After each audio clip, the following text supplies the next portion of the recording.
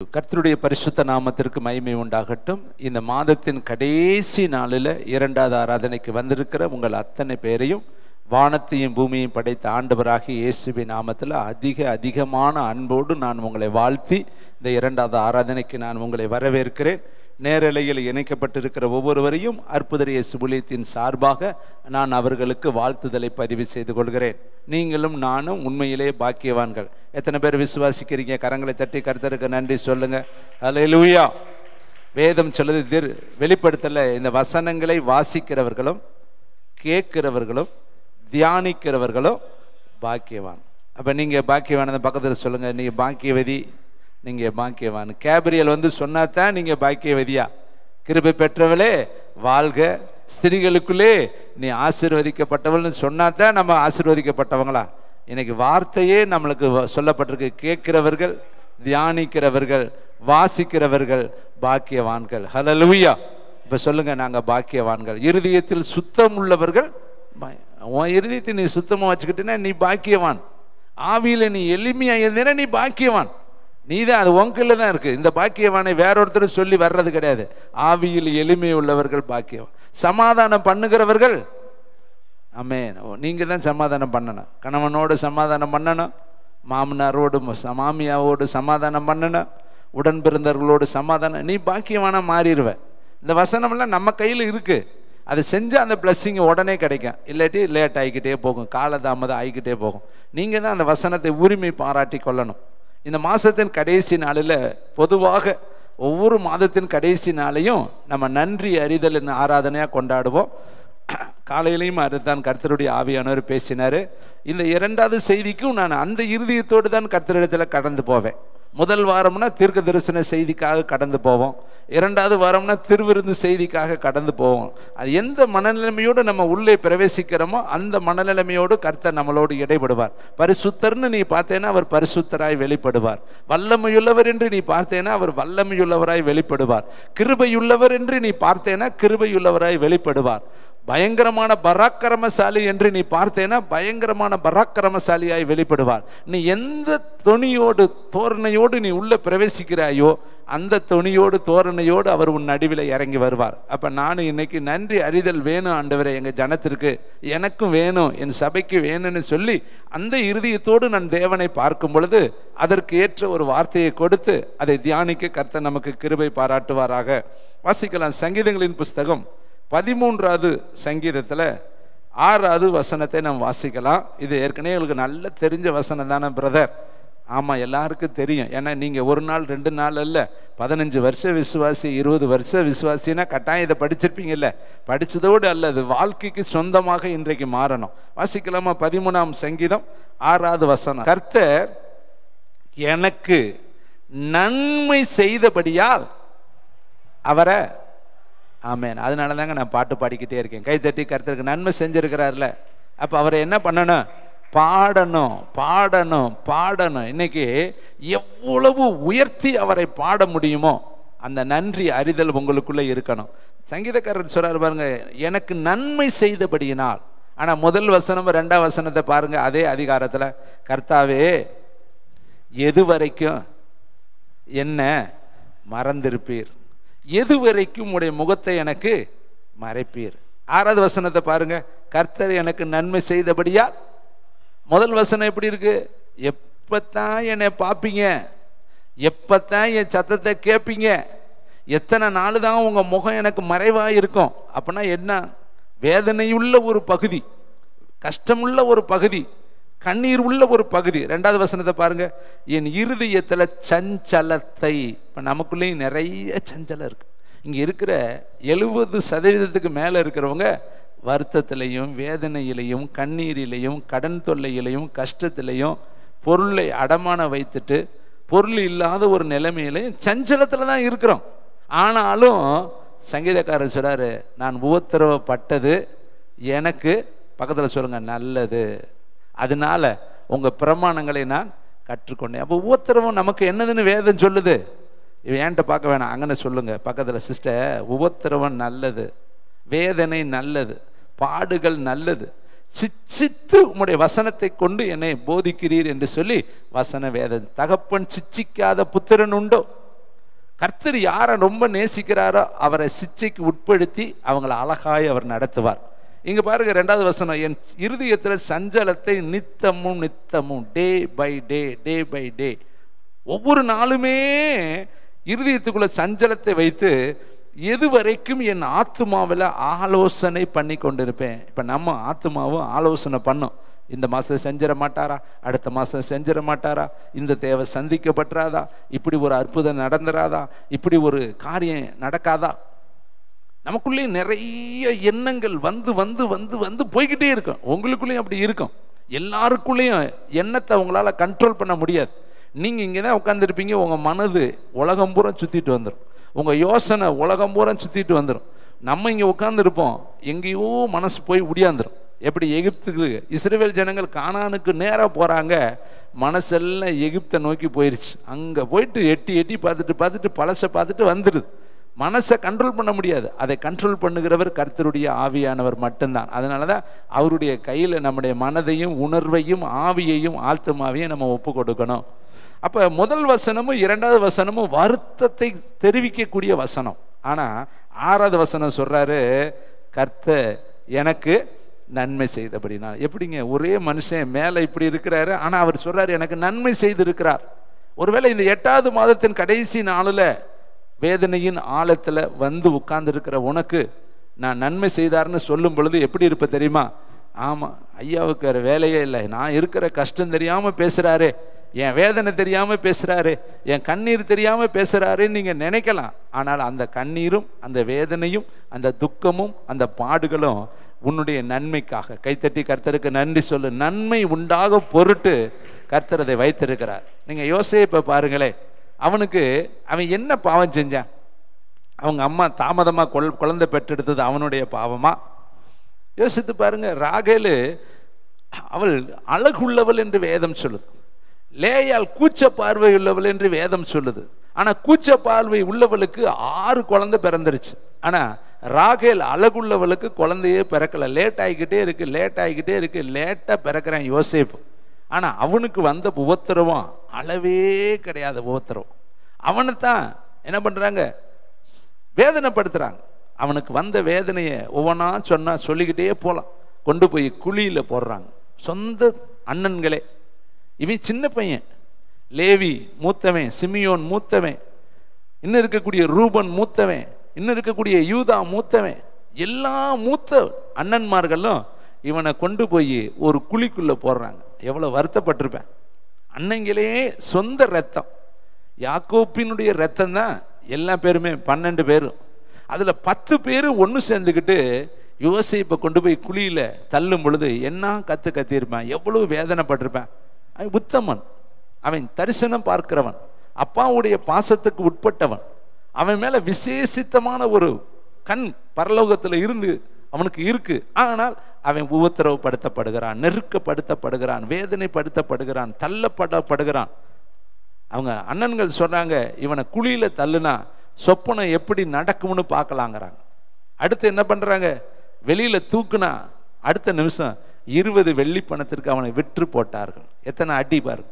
குழியில விழுந்தது ஒரு அடி, அன்னைங்க செய்தது 2வது அடி, அன்னைங்க அன்பு இல்லைங்கிறப்ப 3வது அடி, அவனை வித்தது அடுத்த அடி. கடைசியில எகிப்திற்கே நாடு கடத்தப்பட்டுட்டான். அவனை கூட்டிட்டு போறவன் குதிரையில ஏத்திட்டு போயிருப்பான், ஒட்டகத்துல ஏத்திட்டு போயிருப்பானா, கழுதையில ஏத்திட்டு போயிருப்பானா, தரன்னு நாயை மாதிரி அவனை கட்டி இழுத்துட்டு போயிருப்பான். யோசித்து பாருங்க, அவன் நினைச்சிருப்பான்ல. ஆனா வேதம் சொல்லுது, கர்த்தர் யோசேப்போடு இருந்தார், கர்த்தர் யோசேப்போடு இருந்தார். கரந்தட்டி கர்த்தருக்கு நன்றி சொல்லுங்க. அவன் குழிக்குள்ள விழுகும் பொழுதும் இருந்தார், அன்னைங்க தள்ளும் பொழுதும் இருந்தார், அவன் உள்ள இருந்து கத்தும் பொழுதும் கூட இருந்தாரு, விற்கும் பொழுதும் கூட இருந்தாரு, எகிப்திற்கு கொண்டு போகப்படும் பொழுதும் கர்த்தர் யோசேப்போடு இருந்தார். உங்களுக்கு ஒரு ப்ராப்பர்ட்டி சொல்லவா, நீ எந்த நிலையில் இருந்தாலும் உன்னை விட்டு விலகாத ஒரே ஒருத்தர் கர்த்தராகிய இயேசு கிறிஸ்து. கைத்தட்டி, நீ எந்த நிலையில், நீ தள்ளப்பட்ட நிலையில் இருக்கலாம், புறக்கணிக்கப்பட்ட நிலையில் இருக்கலாம், ஒதுக்கப்பட்ட நிலையில் இருக்கலாம், உன்னை தள்ளியே ஊரை விட்டு வைத்திருக்கலாம், தேசத்தை விட்டு வைத்திருக்கலாம், உன் குடும்பத்தை விட்டு வைத்திருக்கலாம், உன் எல்லையை விட்டு நீ தள்ளப்பட்டு வெளியே நின்று கொண்டு இருக்கலாம். ஆனாலும் உலகமே உன்னை கைவிட்டாலும் ஒருத்தரால் உன்னை கைவிடவே முடியாது. அவர் தான் ஆண்டவராகிய இயேசு கிறிஸ்து. அவரால் செய்ய முடியாத ஒரு காரியம் என்ன தெரியுமா? உன்னை மறக்க முடியாது, உன்னை கைவிட முடியாது, உன்னை விட்டு விலக முடியாது. ஏனென்றால் அவர் வாக்கு சொல்லி இருக்கிறார், நான் உன்னை விட்டு விலகுவதும் இல்லை, உன்னை கைவிடுவதும் இல்லை. அந்த வார்த்தையை நீ இறுக்க பற்றி கொள்ளணும் தம்பி தங்கச்சி. அடுத்து பாருங்க, போத்திபார் வீட்டுக்கு போனா அங்க ஒரு பெரிய அடி விழுகுது, அவமானம், பெரிய கெட்ட பேர். இன்னைக்கு நமக்கும் திடீர்னு கெட்ட பேர் வரும். நம்ம இருக்காததை எடுத்தேம்பாங்க, கொடுக்காததை கொடுத்தேம்பாங்க, சொல்லாததை சொன்னேம்பாங்க, நிற்கக்கூடாத இடத்துல நின்னேம்பாங்க, அபாண்டமா சொல்லுவாங்க. நம்மளால ஜீரணிக்கவே முடியாது. உண்மை இல்லாத ஒன்றை சொல்லும் பொழுது அதை ஏத்துக்கவே முடியாது. அந்த கொடுமை உலகத்திலே பெரிய ஒரு கொடுமை. அந்த கொடுமை வழியாக யோசேப்பு கொண்டு போகப்பட்டான். எப்படிலாம் அழுதுருப்பான், எப்படிலாம் கண்ணீர் வடிச்சிருப்பான். வேதம் சொல்லுது, யோசேப்போடு கூட கர்த்தர் இருந்தார். ஜெயிலில் கொண்டு போய் வைத்தார்கள், யோசேப்போடு கூட கர்த்தர் இருந்தார். எல்லா இடத்துலையும் நீங்க பார்த்தீங்கன்னா அவன் ஒவ்வொரு இடத்துலையும் ஒட்டைக்கப்படும் பொழுது, நொறுக்கப்படும் பொழுது, கைவிடப்படும் பொழுதெல்லாம் வேதம் சொல்லுது, யோசேப்போடு கர்த்தர் இருந்தார், யோசேப்போடு கூட கர்த்தர் இருந்தார். அப்ப ஒரு கேள்வி, ஏன் உதவி செய்யல? இப்ப நீங்களும் கேட்குறீங்க, என் கூட இருக்கிறான்னு சொல்றீங்க பிரதர், ஆனா ஏன் உதவி செய்ய மாட்டாரு? ஏன் என்னை தூக்க மாட்டாரு? ஏன் என்னை உடனே மேல கொண்டு போய் வைக்க மாட்டாரு? ஒவ்வொன்றுக்கும் ஒரு காலம் இருக்கு. கைத்தட்டி கர்த்தருக்கு நன்றி சொல்லுங்க. யோசேப்புக்கு கர்த்தர் சொன்ன வார்த்தை நிறைவேறின பொழுது அவனை வெளியே கொண்டு வந்து அவனுக்கு புது வஸ்திரம் கொடுத்து தேசத்திலே அவனை அதிபதியாய் கர்த்தர் உட்கார பண்ணினார். அந்த சொன்ன காலங்கள் நிறைவேறுகிற வரையும் இவனும் அட்வான்ஸா வேகமா வெளியே வர்றதுக்கு முயற்சி பண்ணினாங்க. அங்க வந்தக்கூடிய பானபத்திரக்காரன்ட்ட கெஞ்சிறேன், நீ ராஜா கிட்ட எப்படியாவது பேசி, நான் எந்த தப்புமே பண்ணல, நான் சுத்தமான நீதிமான், பிறப்புல இருந்து இன்னைக்கு வரையும் கரை பிறை பிழை இல்லாதவன், எப்படியாவது ராஜா கிட்ட என்னை பத்தி கொஞ்சம் சொல்லி என்னை இந்த சிறையிலிருந்து மட்டும் வெளியாக்கி விட்டுரு. அவன் கெஞ்சி பார்த்தான். அவனும் சொல்றேன்ட்டு போனவன் 2 வருடம் மறந்து போனான். யோசித்து பாருங்க, அவனை மறக்கப்படுத்தினது யாரு? கர்த்தர் தான். இப்ப எல்லாம் அவன் வெளியே வரக்கூடாதுப்பா, இப்ப எல்லாம் வெளியே வந்தா அவங்க அன்னைங்க வர்ற காலம் இல்ல, இவனை நான் உயர்த்துவதற்குன்னு ஒரு நேரம் வச்சிருக்கிறேன், ஒரு ஃபிக்ஸடு டைம் இருக்கு. அந்த நேரத்தில் அதனாலதான் பிரசங்கி சொல்றார், அதின் காலத்தில் சகலத்தையும் நேர்த்தியாய் செய்கிறவர். கைத்தட்டி கர்த்தருக்கு நன்றி சொல்லுங்க. உங்க வாழ்க்கையிலையும் அவர் வச்சிருக்கிற நேரத்துல சிறைச்சாலை தானா திறக்கும், உனக்கு புது வஸ்திரம் தானா உடுத்தப்படும், உன்னை உடனே கூட்டிட்டு கொண்டு போய் உயர்ந்த ஒரு இடத்துல கர்த்தர் உட்கார பண்ணுவார். எல்லாத்தையும் செய்வதற்கு அவர் ரெடியா நிக்கிறாருங்க. உங்களோட தான் இருக்கிறாரு, உங்க பக்கத்துல தாங்க இருக்கிறாரு. அதனாலதான் தாவீது சொல்றாரு, எனக்கு எத்தனை பிரச்சனை இருந்தாலும் கர்த்தர் எனக்கு நன்மை செய்தபடியினால் அவரை நான் பாடுவேன். பாருங்க, அதே சங்கீதக்காரர் 85வது சங்கீதத்துல 12வது வசனத்தை வாசித்து பாருங்க.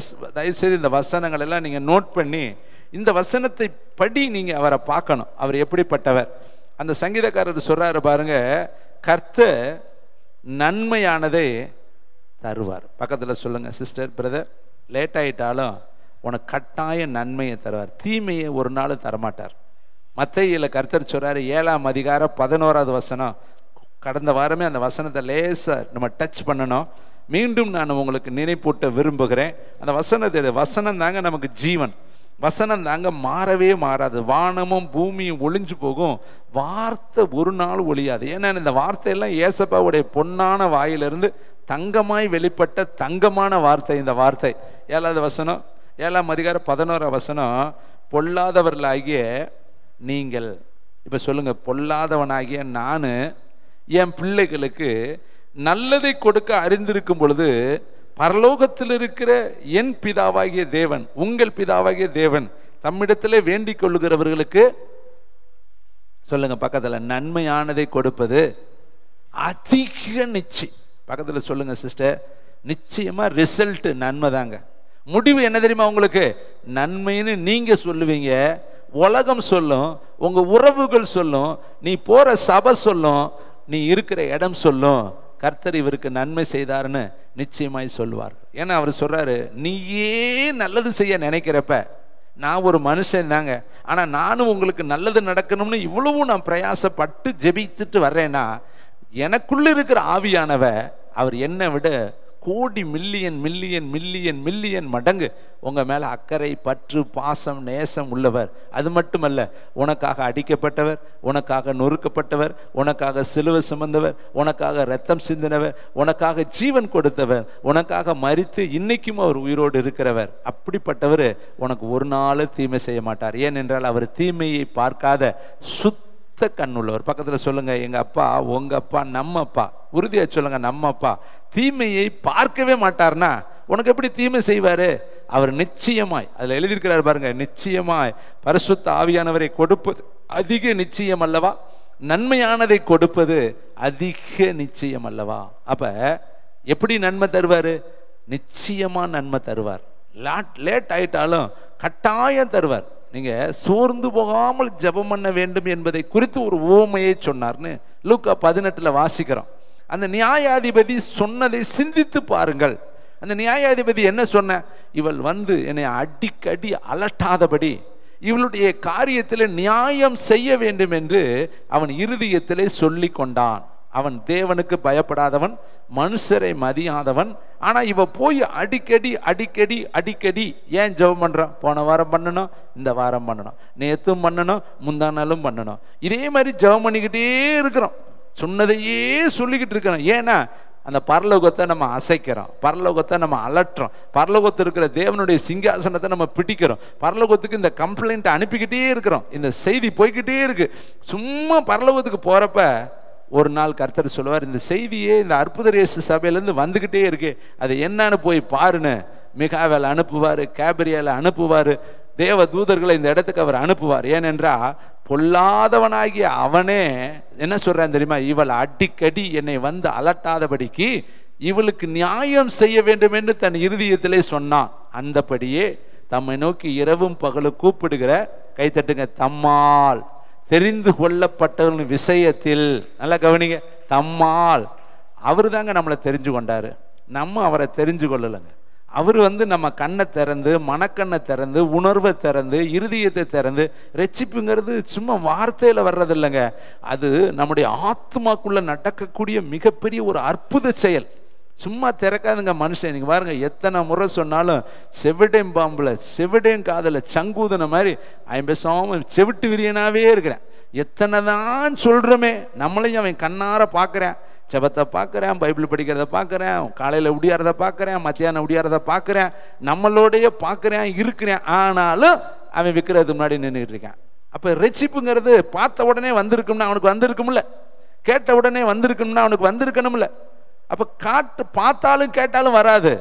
மேலே ஒருத்தர் இருக்கிறார் இல்லையா, அவர் லீதியாளுடைய இருதயத்தை போல திறக்கணும், திறந்தா தாங்க வரும். ரட்சிப்பு கர்த்தருடையது. பக்கத்தில் சொல்லுங்க, நம்ம நினைக்கிறோம் வீட்டுக்காரரை ரட்சித்து படலாம், மனைவியை ரட்சித்து படலாம், அப்பாவை ரட்சித்து படலாம். நீங்கள் ஒன்றும் கூட செய்ய முடியாது. நம்மக்கிட்ட ரட்சிப்பு கிடையாது, கர்த்தருடையது. கைகளை தட்டி கர்த்தருக்கு. அப்போ நம்ம அவர்கிட்ட தான் சொல்லணும், ரட்சிங்க ஆண்டவரே, ரட்சிங்க ஆண்டவரே, ரட்சிங்க ஆண்டவரேன்னு சொன்னால் அவர் ரட்சிப்பார். அருமையான கர்த்தருடைய நாமத்தை தொழுது கொள்கிற எவனும் ரட்சிக்கப்படுவான். அதனால தான் அவனை கூட்டிகிட்டு வந்து ஒரு 4 பாட்டு பாடுறப்ப அவன் மனசை திறந்து பாட்டு பாடிட்டானாலே ரட்சிப்பு. பக்தி உள்ளவனை கர்த்தர் தமக்கென்று தெரிந்து கொள்வார். அதனால தான் பாட்டை பாடு, கையை தட்டு, பாட்டை பாடு, கையை தட்டு. ஏன்னா நீ அந்த வேலையை செய்ய ஆரம்பிக்கும் பொழுது உன் இதயம் தானா என்ன செய்ய ஆரம்பிக்கும்?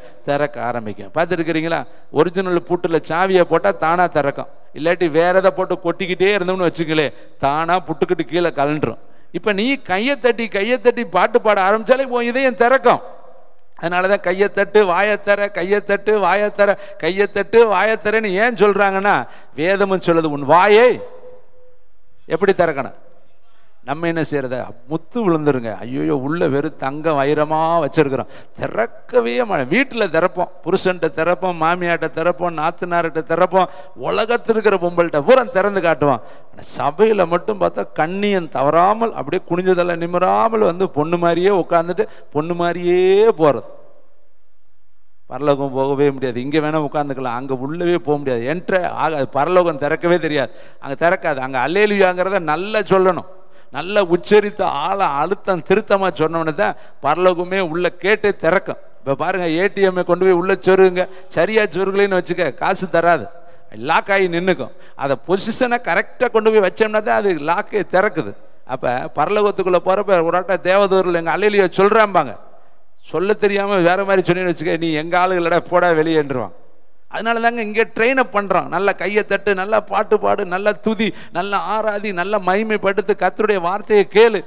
அப்போ இதெல்லாம் எதற்காகனா பரலோகத்திற்கு மாடல் இங்கே தாங்க இருக்குது. கைத்தட்டி கதை, இது ஒரு மாதிரி பரலோகம், குட்டி பரலோகம். இங்கேயே சியோனிலேயே நீ எல்லாம் ட்ரெயின் அப் ஆகிட்டேன்னு வச்சுங்களேன், பரலோகத்தில் உனக்கு அருமையாய் கர்த்தர் மாற்றிடுவார். அருமையான தம்பி தங்கச்சி, அடுத்து பாருங்களேன், வேதம் சொல்லுது. ஆதியாகமம் புஸ்தகம் 32ஆம் அதிகாரம் 9ஆம் வசனத்தை வாசிக்கலாமா? இங்கே அருமையான ஒரு வசனத்தை நான் உங்களுக்கு நினைவுபடுத்த, யாக்கோப்புக்கு கர்த்தர் சொல்லுகிற வார்த்தை. ஆதியாகமம் 32ஆம் அதிகாரம் 9வது வார்த்தை. தேங்க்யூ வண்டர்ஃபுல் த ஹோலி ஸ்பிரிட். யாக்கோப்பை பார்த்து கர்த்தர் சொல்றாரு, வாசிக்கலாமா? என் தகப்பனாகிய ஆபிரகாமின் தேவனும் என் தகப்பனாகிய ஈசாக்கின் தேவனுமாய் இருக்கிறவரே, உன் தேசத்திற்கும் உன் இனத்தாரிடத்திற்கும் திரும்பி போ, உனக்கு நன்மை செய்வேன் என்று என்னுடனே சொல்லியிருக்கிற கர்த்தாவே. இந்த வார்த்தையை கவனிங்க. மாமா வீட்டில் இருக்கிறார். எத்தனை வருஷமா இருக்கிறாரு? 20 வருஷம். போய் அப்படியே செட்டில் ஆயிட்டார். இங்க இருந்து அண்ணனை ஏமாத்திட்டு போனதோட அவருக்கு கண் கண்ட இடம் சொர்க்கமாக மாறிடுச்சு. நல்ல வாழ்க்கை பாருங்க. நல்ல மாமனார், அருமையான மாமா. பொண்ணை கொடுத்தாரு, 2வது பொண்ணை கொடுத்தாரு. அந்த 2 பொண்ணும் சேர்ந்து இன்னும் 2 பொண்ணை கொடுத்து பிள்ளைகள் பிறந்துக்கிட்டே இருக்குது, ஆடு மாடு பெருகிக்கிட்டே இருக்குது. 20 வருஷம் ஓடியே போச்சு. மறந்துட்டேன். 20 வருஷம் அங்கே யாரை மறந்துட்டேன்? அப்பாவை மறந்துட்டேன், அண்ணனை மறந்துட்டேன், அம்மாவை மறந்துட்டேன், இனத்தை மறந்துட்டேன், குலத்தை மறந்துட்டேன், கோத்திரத்தை மறந்துட்டேன்.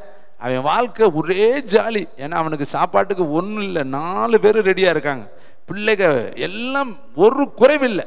திடீர்னு ஒரு நாள் கர்த்தர் சொல்றாரு, தம்பி உன் டைம் முடிஞ்சு, நீ புறப்பட வேண்டிய நேரம் வந்துருச்சு. அன்னைக்கு கோலும் கையுமா 28ஆம் அதிகாரத்தில் படுத்து கிடந்தே இல்லை. அன்னைக்கு நான் என்ன சொன்னேன், உன்னை இந்த இடத்துக்கு நான் கொண்டு வருவேன்னு சொன்னேன்ல. எடுங்க 28ஆம் அதிகாரம். தேங்க்யூ வண்டர்ஃபுல் த ஹோலி ஸ்பிரிட். வசனத்தை வாசிக்கலாமா? 11ஆம் வசனம். ஒரு இடத்துல வந்து சூரியன் அஸ்தமித்தபடியினால் அங்கே ராத்தங்கி அவ்விடத்து கற்களில் ஒன்றை எடுத்து தன் தலையின் கீழ் வைத்து அங்கே நித்திரை செய்யும்படி படுத்து கொண்டான். அங்கே அவன் ஒரு சொப்பனம் கண்டான். இதோ ஒரு ஏணி பூமியிலே வைக்கப்பட்டிருந்தது, அது நுனி வானத்தை எட்டி இருந்தது. அதில் தேவ தூதர்களும் ஏறுகிறவரும் இறங்குறவுமாய் இருந்தார்கள். அதற்கு மேலாக கர்த்தர் நின்று, நான் உன் தகப்பனாகிய ஆபிரகாமின் தேவனும் ஈசாக்கின் தேவனுமாகிய கர்த்தர், நீ படுத்திருக்கிற பூமியை உனக்கும் உன் சந்ததிக்கும் தருவேன். உன் சந்ததி பூமியின் தூளை போல இருக்கும். நீ மேற்கேயும் கிழக்கேயும் வடக்கேயும் தெற்கேயும் பரவுவாய். உனக்குள்ளும் உன் சந்ததிகளுக்குள்ளும் பூமியில் உள்ள வம்சங்கள் எல்லாம் ஆசீர்வதிக்கப்படும். நான் உன்னோடு இருந்து நீ போகிற இடமெல்லாம் உன்னை காத்து, நல்லா கவனிங்க, இந்த தேசத்திற்கு உன்னை திரும்பி வர பண்ணுவேன். நான் உனக்கு சொன்னதை செய்யும் அளவும் உன்னை கைவிடுவதில்லை என்றார்.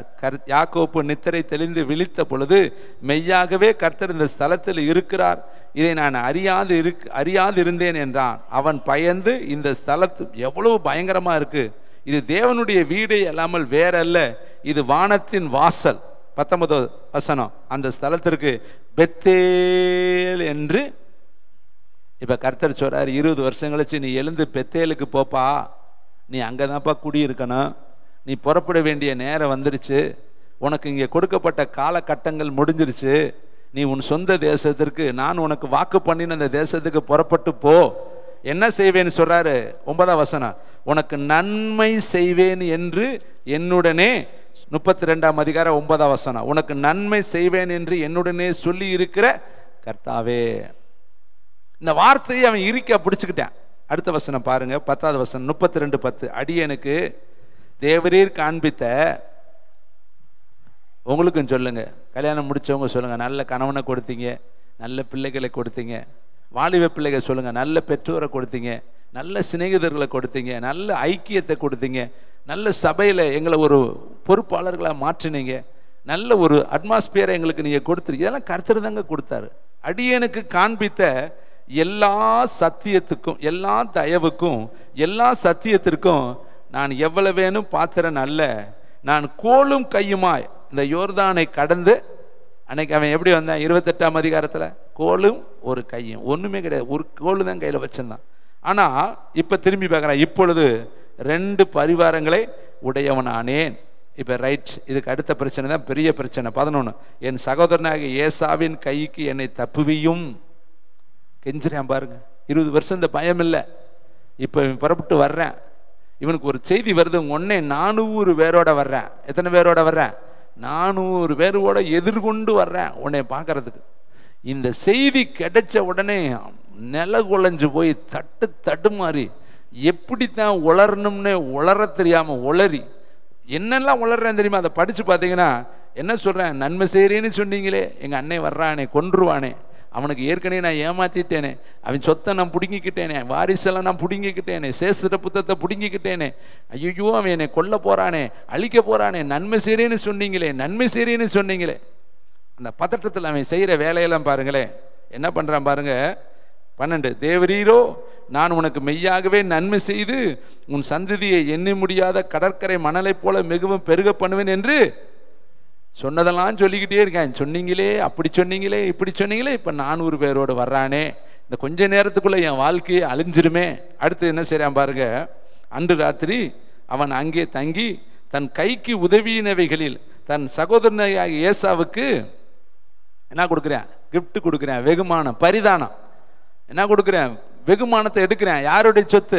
லாபான்ட்ட என்னெல்லாம் சம்பாரிச்சானோ அதெல்லாம் எடுத்து எவ்வளவு தந்திர வேலை பார்க்குறேன் பாரு. 200 வெள்ளாடுகள், 200 வெள்ளாட்டு கடாக்கள், 200 செம்மறி ஆடுகளையும், 20 ஆட்டுக்கடாக்களையும், பால் கொடுக்கிற 30 ஒட்டகங்களையும், அவைகளின் குட்டிகளையும், 40 கடாரிகளையும், 10 காளைகளையும், 20 கேளிக்கை கழுதைகளையும், 10 கழுதை குட்டிகளையும் பிரித்து எடுத்து. அப்ப இதெல்லாம் எங்க இருந்து சம்பாதிச்சது? எல்லாம் மாமனார் வீட்டில் சம்பாதிச்சது. இத்தனை சொத்து அவனுக்கு இருக்குது.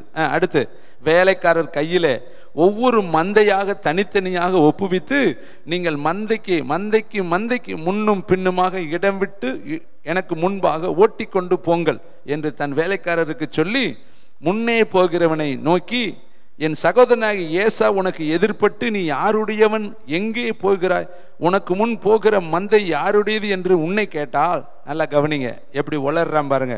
இது உன் அடிமையாகிய என்னன்மா, அடிமையாகிய அடியானாகிய யாக்கோப்புடையது, இது என் ஆண்டவனாகிய ஏசாவுக்கு அனுப்பப்படுகிற யாருக்கா?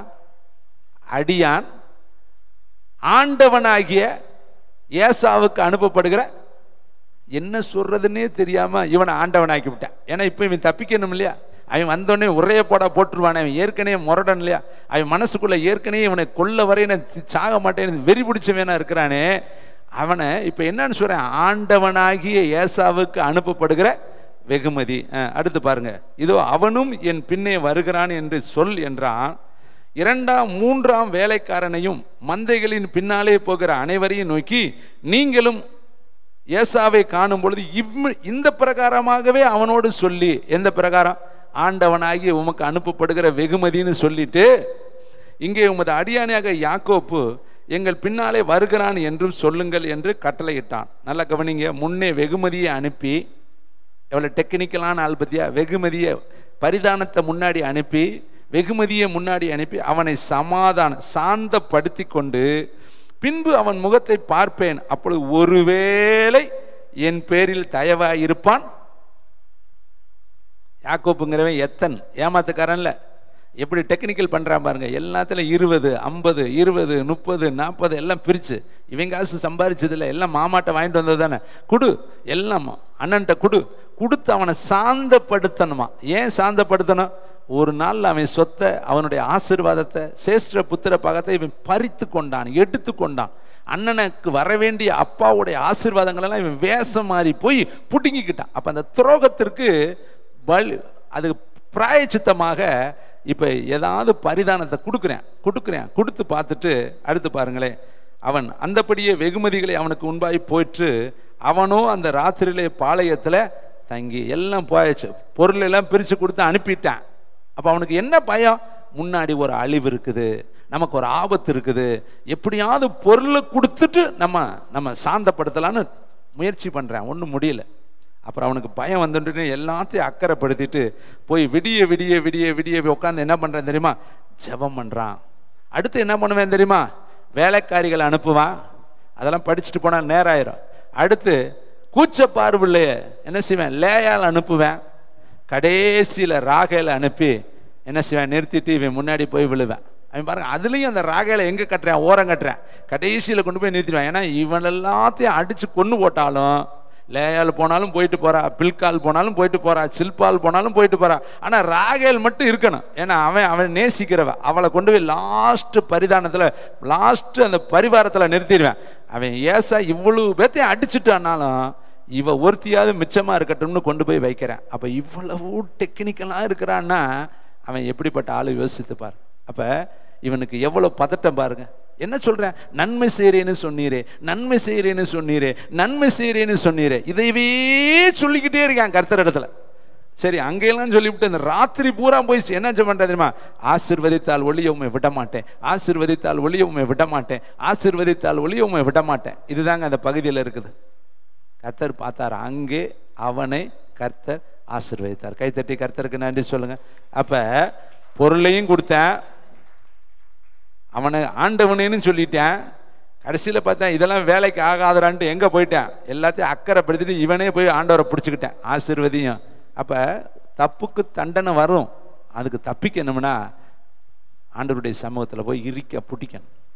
வெகுமதியை கொடுத்து தப்பிக்க முடியாது, ஆளுகளை காட்டி தப்பிக்க முடியாது, பொருள்களை கொடுத்து தப்பிக்க முடியாது. பாதத்தை பிடிச்சதான் நம்ம தப்பிக்க முடியும். அடுத்த நாள் ஏசாவுடைய சுவாபத்தை கர்த்தர் மாற்றினாரு. அவன் வந்து சகோதரனேன்னு பேசினான். கைத்தட்டி கர்த்தருக்கு நன்றி சொல்லும். அப்ப யாக்கோப்புக்கு தேவன் என்ன பண்ணினாரு? நன்மை செய்தார். கைத்தட்டுங்க பார்க்கலாம். எப்ப நன்மை செய்வாரு? பாதத்தை பிடிங்க, பாதத்தை பிடிங்க. இந்த மாசத்துல அவர் பாதத்தை கவ்வி பிடிங்க. வெகுமதியை கொடுத்து நன்மை பெற்ற முடியாது. ஆளுகளை காட்டி, லேயால காட்டி, ராகேல காட்டி, சில்பால காட்டி அல்லது படையை காட்டி நம்ம நன்மையை பெற்றுக்கொள்ள முடியாது. ஒன்னே ஒண்ணுதான் நம்ம செய்யணும். அவர் பாதத்தில் போய் கவ்வி இறுக்க பிடிச்சி என்னை ஆசீர்வதித்தால் ஒளிய உண்மை விட மாட்டேன். வெகுமதியும் கொடுத்தேன், கனமும் பண்ணினேன். ஆனால் கடைசியில் ஆண்டவர் பாதத்தில் போய் உட்காந்துக்கிட்டு கடைசியை கேட்குறேன், என்னை ஆசீர்வதித்தால் ஒளிய உண்மை விட மாட்டேன்.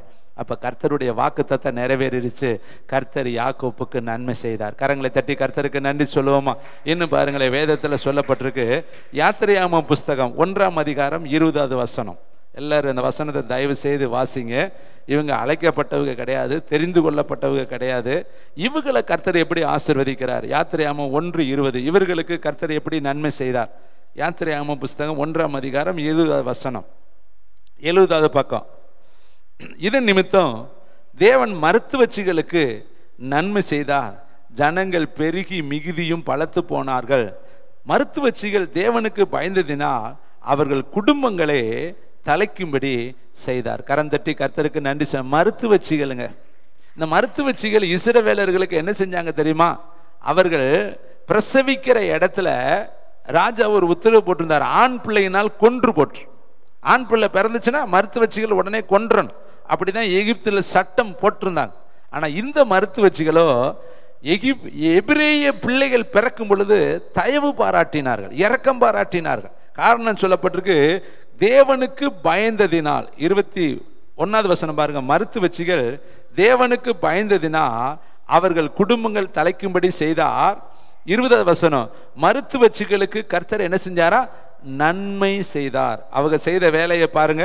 16வது வசனம், நீங்கள் எபிரேய ஸ்திரீகளுக்கு மருத்துவம் செய்யும் பொழுது பார்வோன்னு சொல்ற சட்டம். 16வது வசனம் மேல 5வது வசனத்திலே பாருங்க. எகிப்தின் ராஜா சிப்பிரால் பூரால் என்னும் பேருடைய எபிரேய மருத்துவச்சிகளோடு பேசி, நீங்கள் எபிரேய ஸ்திரீகளுக்கு மருத்துவம் செய்யும் பொழுது அவர்கள் மனையின் மேல் உட்கார்ந்து இருக்கையில் பார்த்து, ஆண் பிள்ளையானால் கொன்று போடுங்கள், பெண் பிள்ளையானால் உயிரோடு இருக்கட்டும் என்றான். ஏன்னா பெண்கள்னா எதுவும் பிரச்சனையே கிடையாது, பேசாம அடிமையா பேசாம இருப்பாங்க, வீட்டு வேலை செய்வாங்க, வீட்டுக்கு அவங்க வேலைக்காரிகளை பயன்படுத்திக்கலாம்.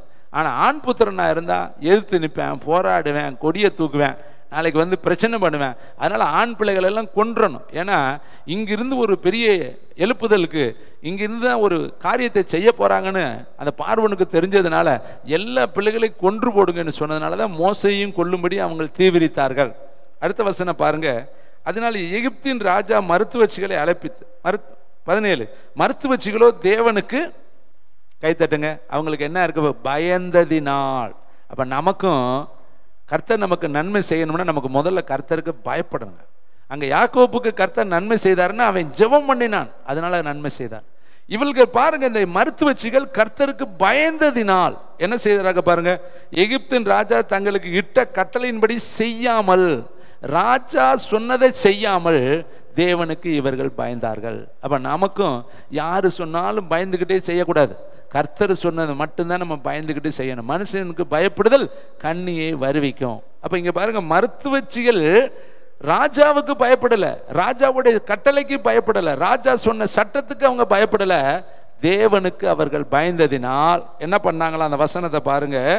எகிப்தின் ராஜா தங்களுக்கு கட்டளையிட்டபடி செய்யாமல் ஆண் பிள்ளைகளையும் உயிரோடு காப்பாற்றினார்கள். அதனால் எகிப்தின் ராஜா மருத்துவச்சிகளை அழைப்பித்து, நீங்கள் ஆண் பிள்ளையை உயிரோடு காப்பாற்றுகிற காரியம் என்னவென்று கேட்டான். அதற்கு மருத்துவச்சிகள் பார்வோனை நோக்கி, எபிரேய ஸ்திரீகள் எகிப்திய ஸ்திரீகளைப் போல அல்ல, அவர்கள் நல்ல பலம் உள்ளவர்கள். மருத்துவச்சிகள் அவர்களிடத்தில் போகுவதற்கு முன்னமே அவர்கள் பிரசவிக்கிறதாகும் என்றார்கள். இதன் நிமித்தம், அதில் ஒரு வட்டம் போடுங்க, இதன் நிமித்தம். எதன் நிமித்தம்?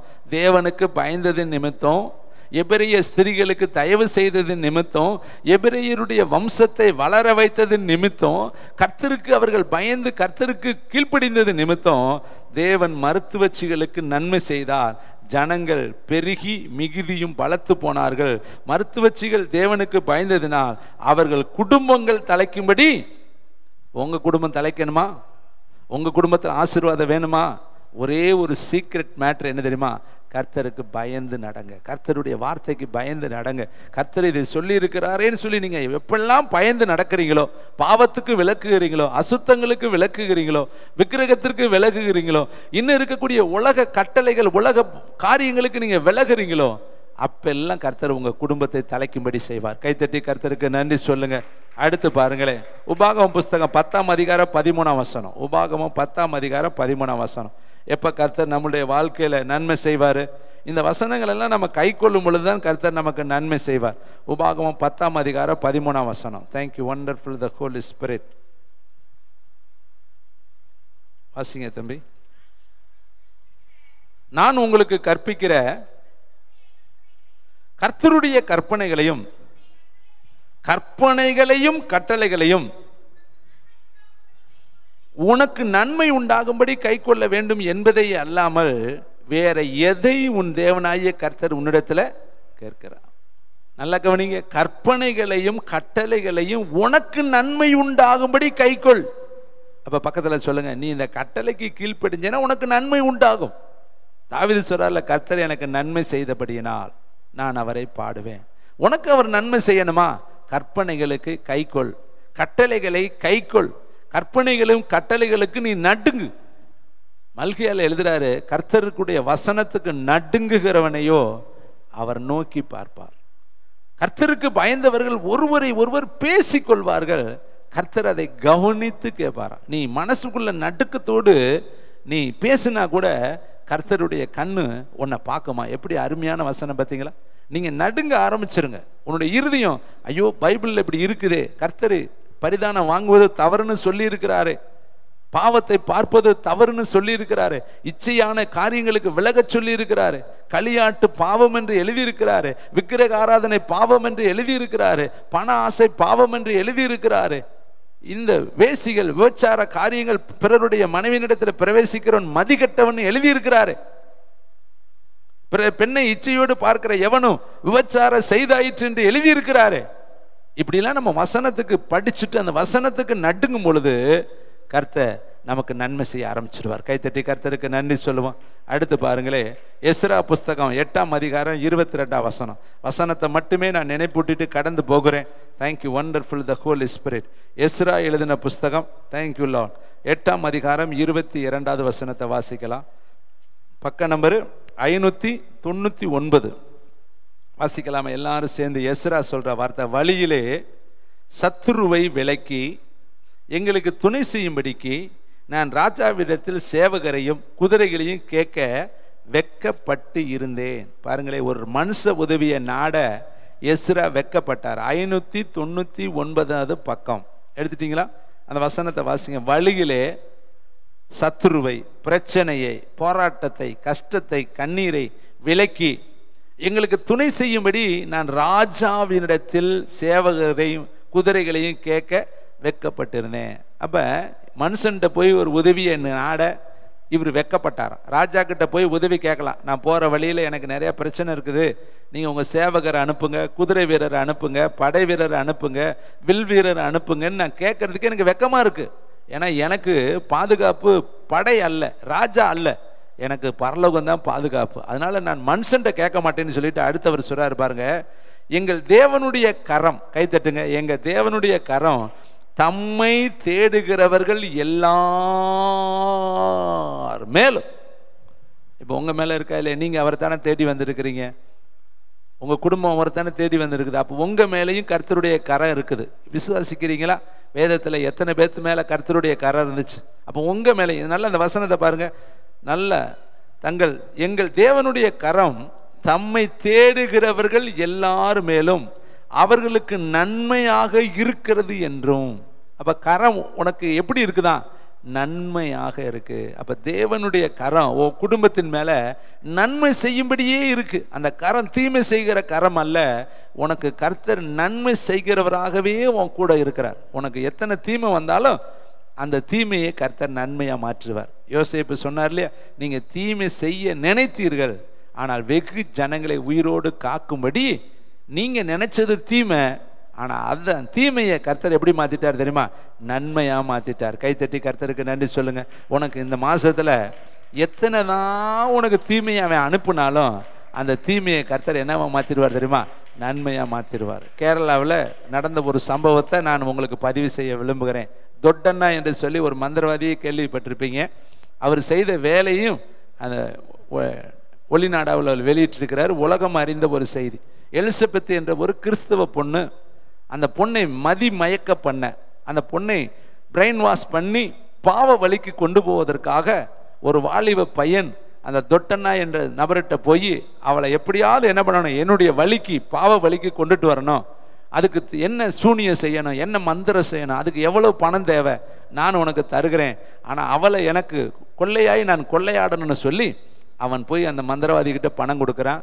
மந்திரவாதியும் பணத்தை வாங்கிட்டாரு.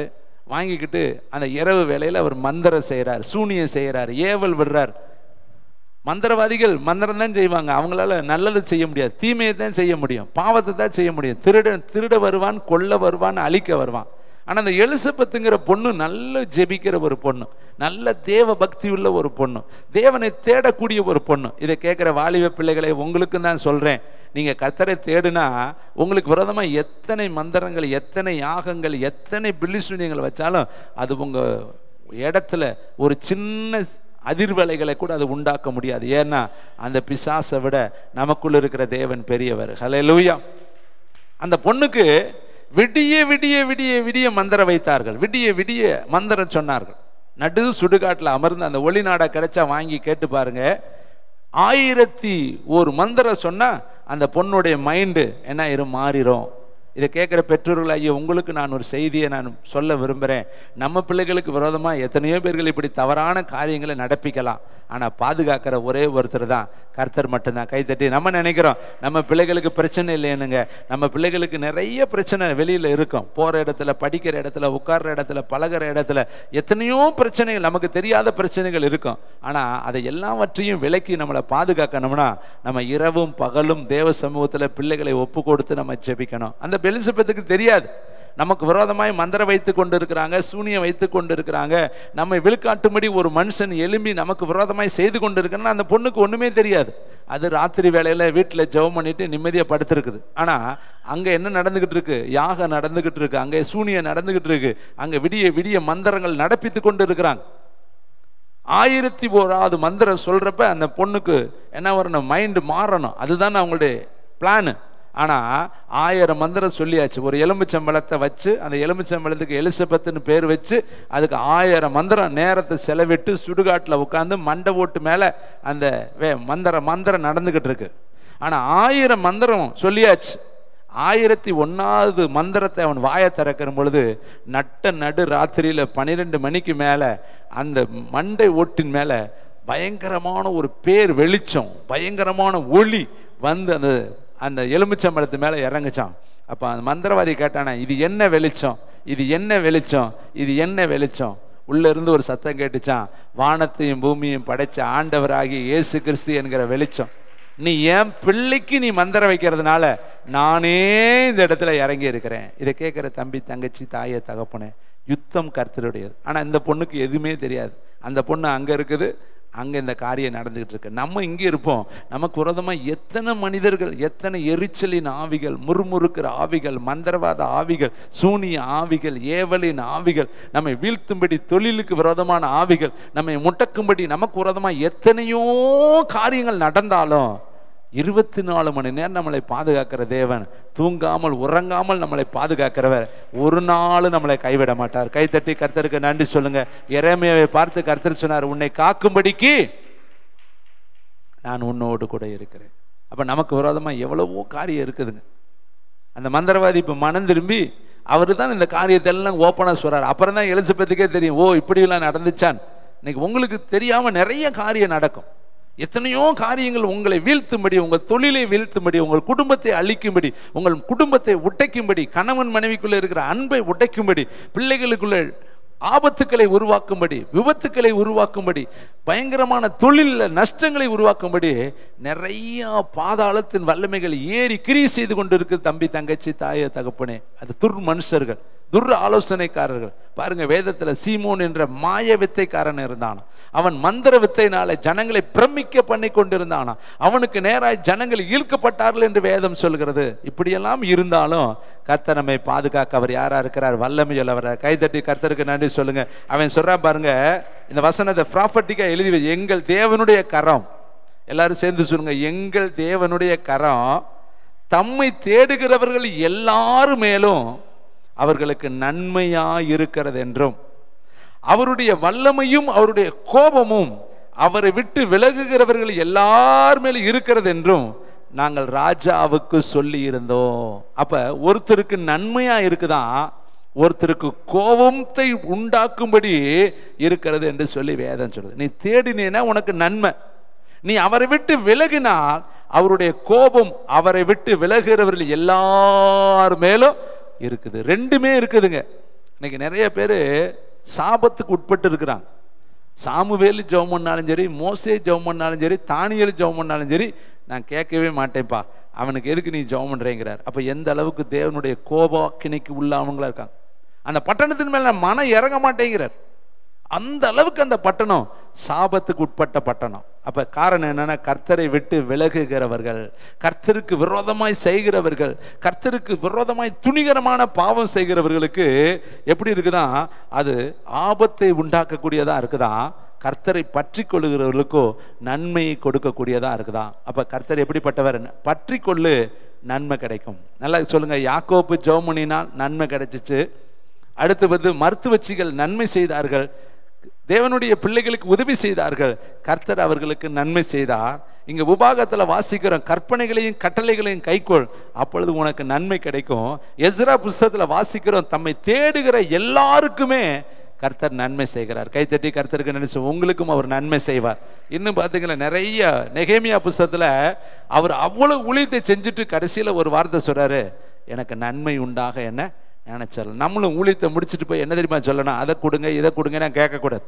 நம்ம கேட்கறது குறைவு, கர்த்தர் கொடுக்கறது நிறைவு. ஒரு சின்ன கதை மூலியமா தான் நான் உங்களுக்கு சொல்ல விரும்புகிறேன். ஒரு கடைக்குள்ள ஒரு சின்ன பாப்பா போச்சு. அந்த கடைக்காரர் என்ன சொன்னார்னா, சாக்லேட் எடுத்துக்க பாப்பான்னாரு. அந்த பாப்பா சொன்னிச்சு, இல்லைங்க நீங்கள் கொடுங்கன்னுச்சு. அவரு சொன்னார், எடுத்துக்க பாப்பான்னு பாக்ஸை திறந்து கையில் கொடுத்தாரு. எடுத்துக்க பாப்பா, உனக்கு வேண்டியதை எடுத்துக்கன்னு.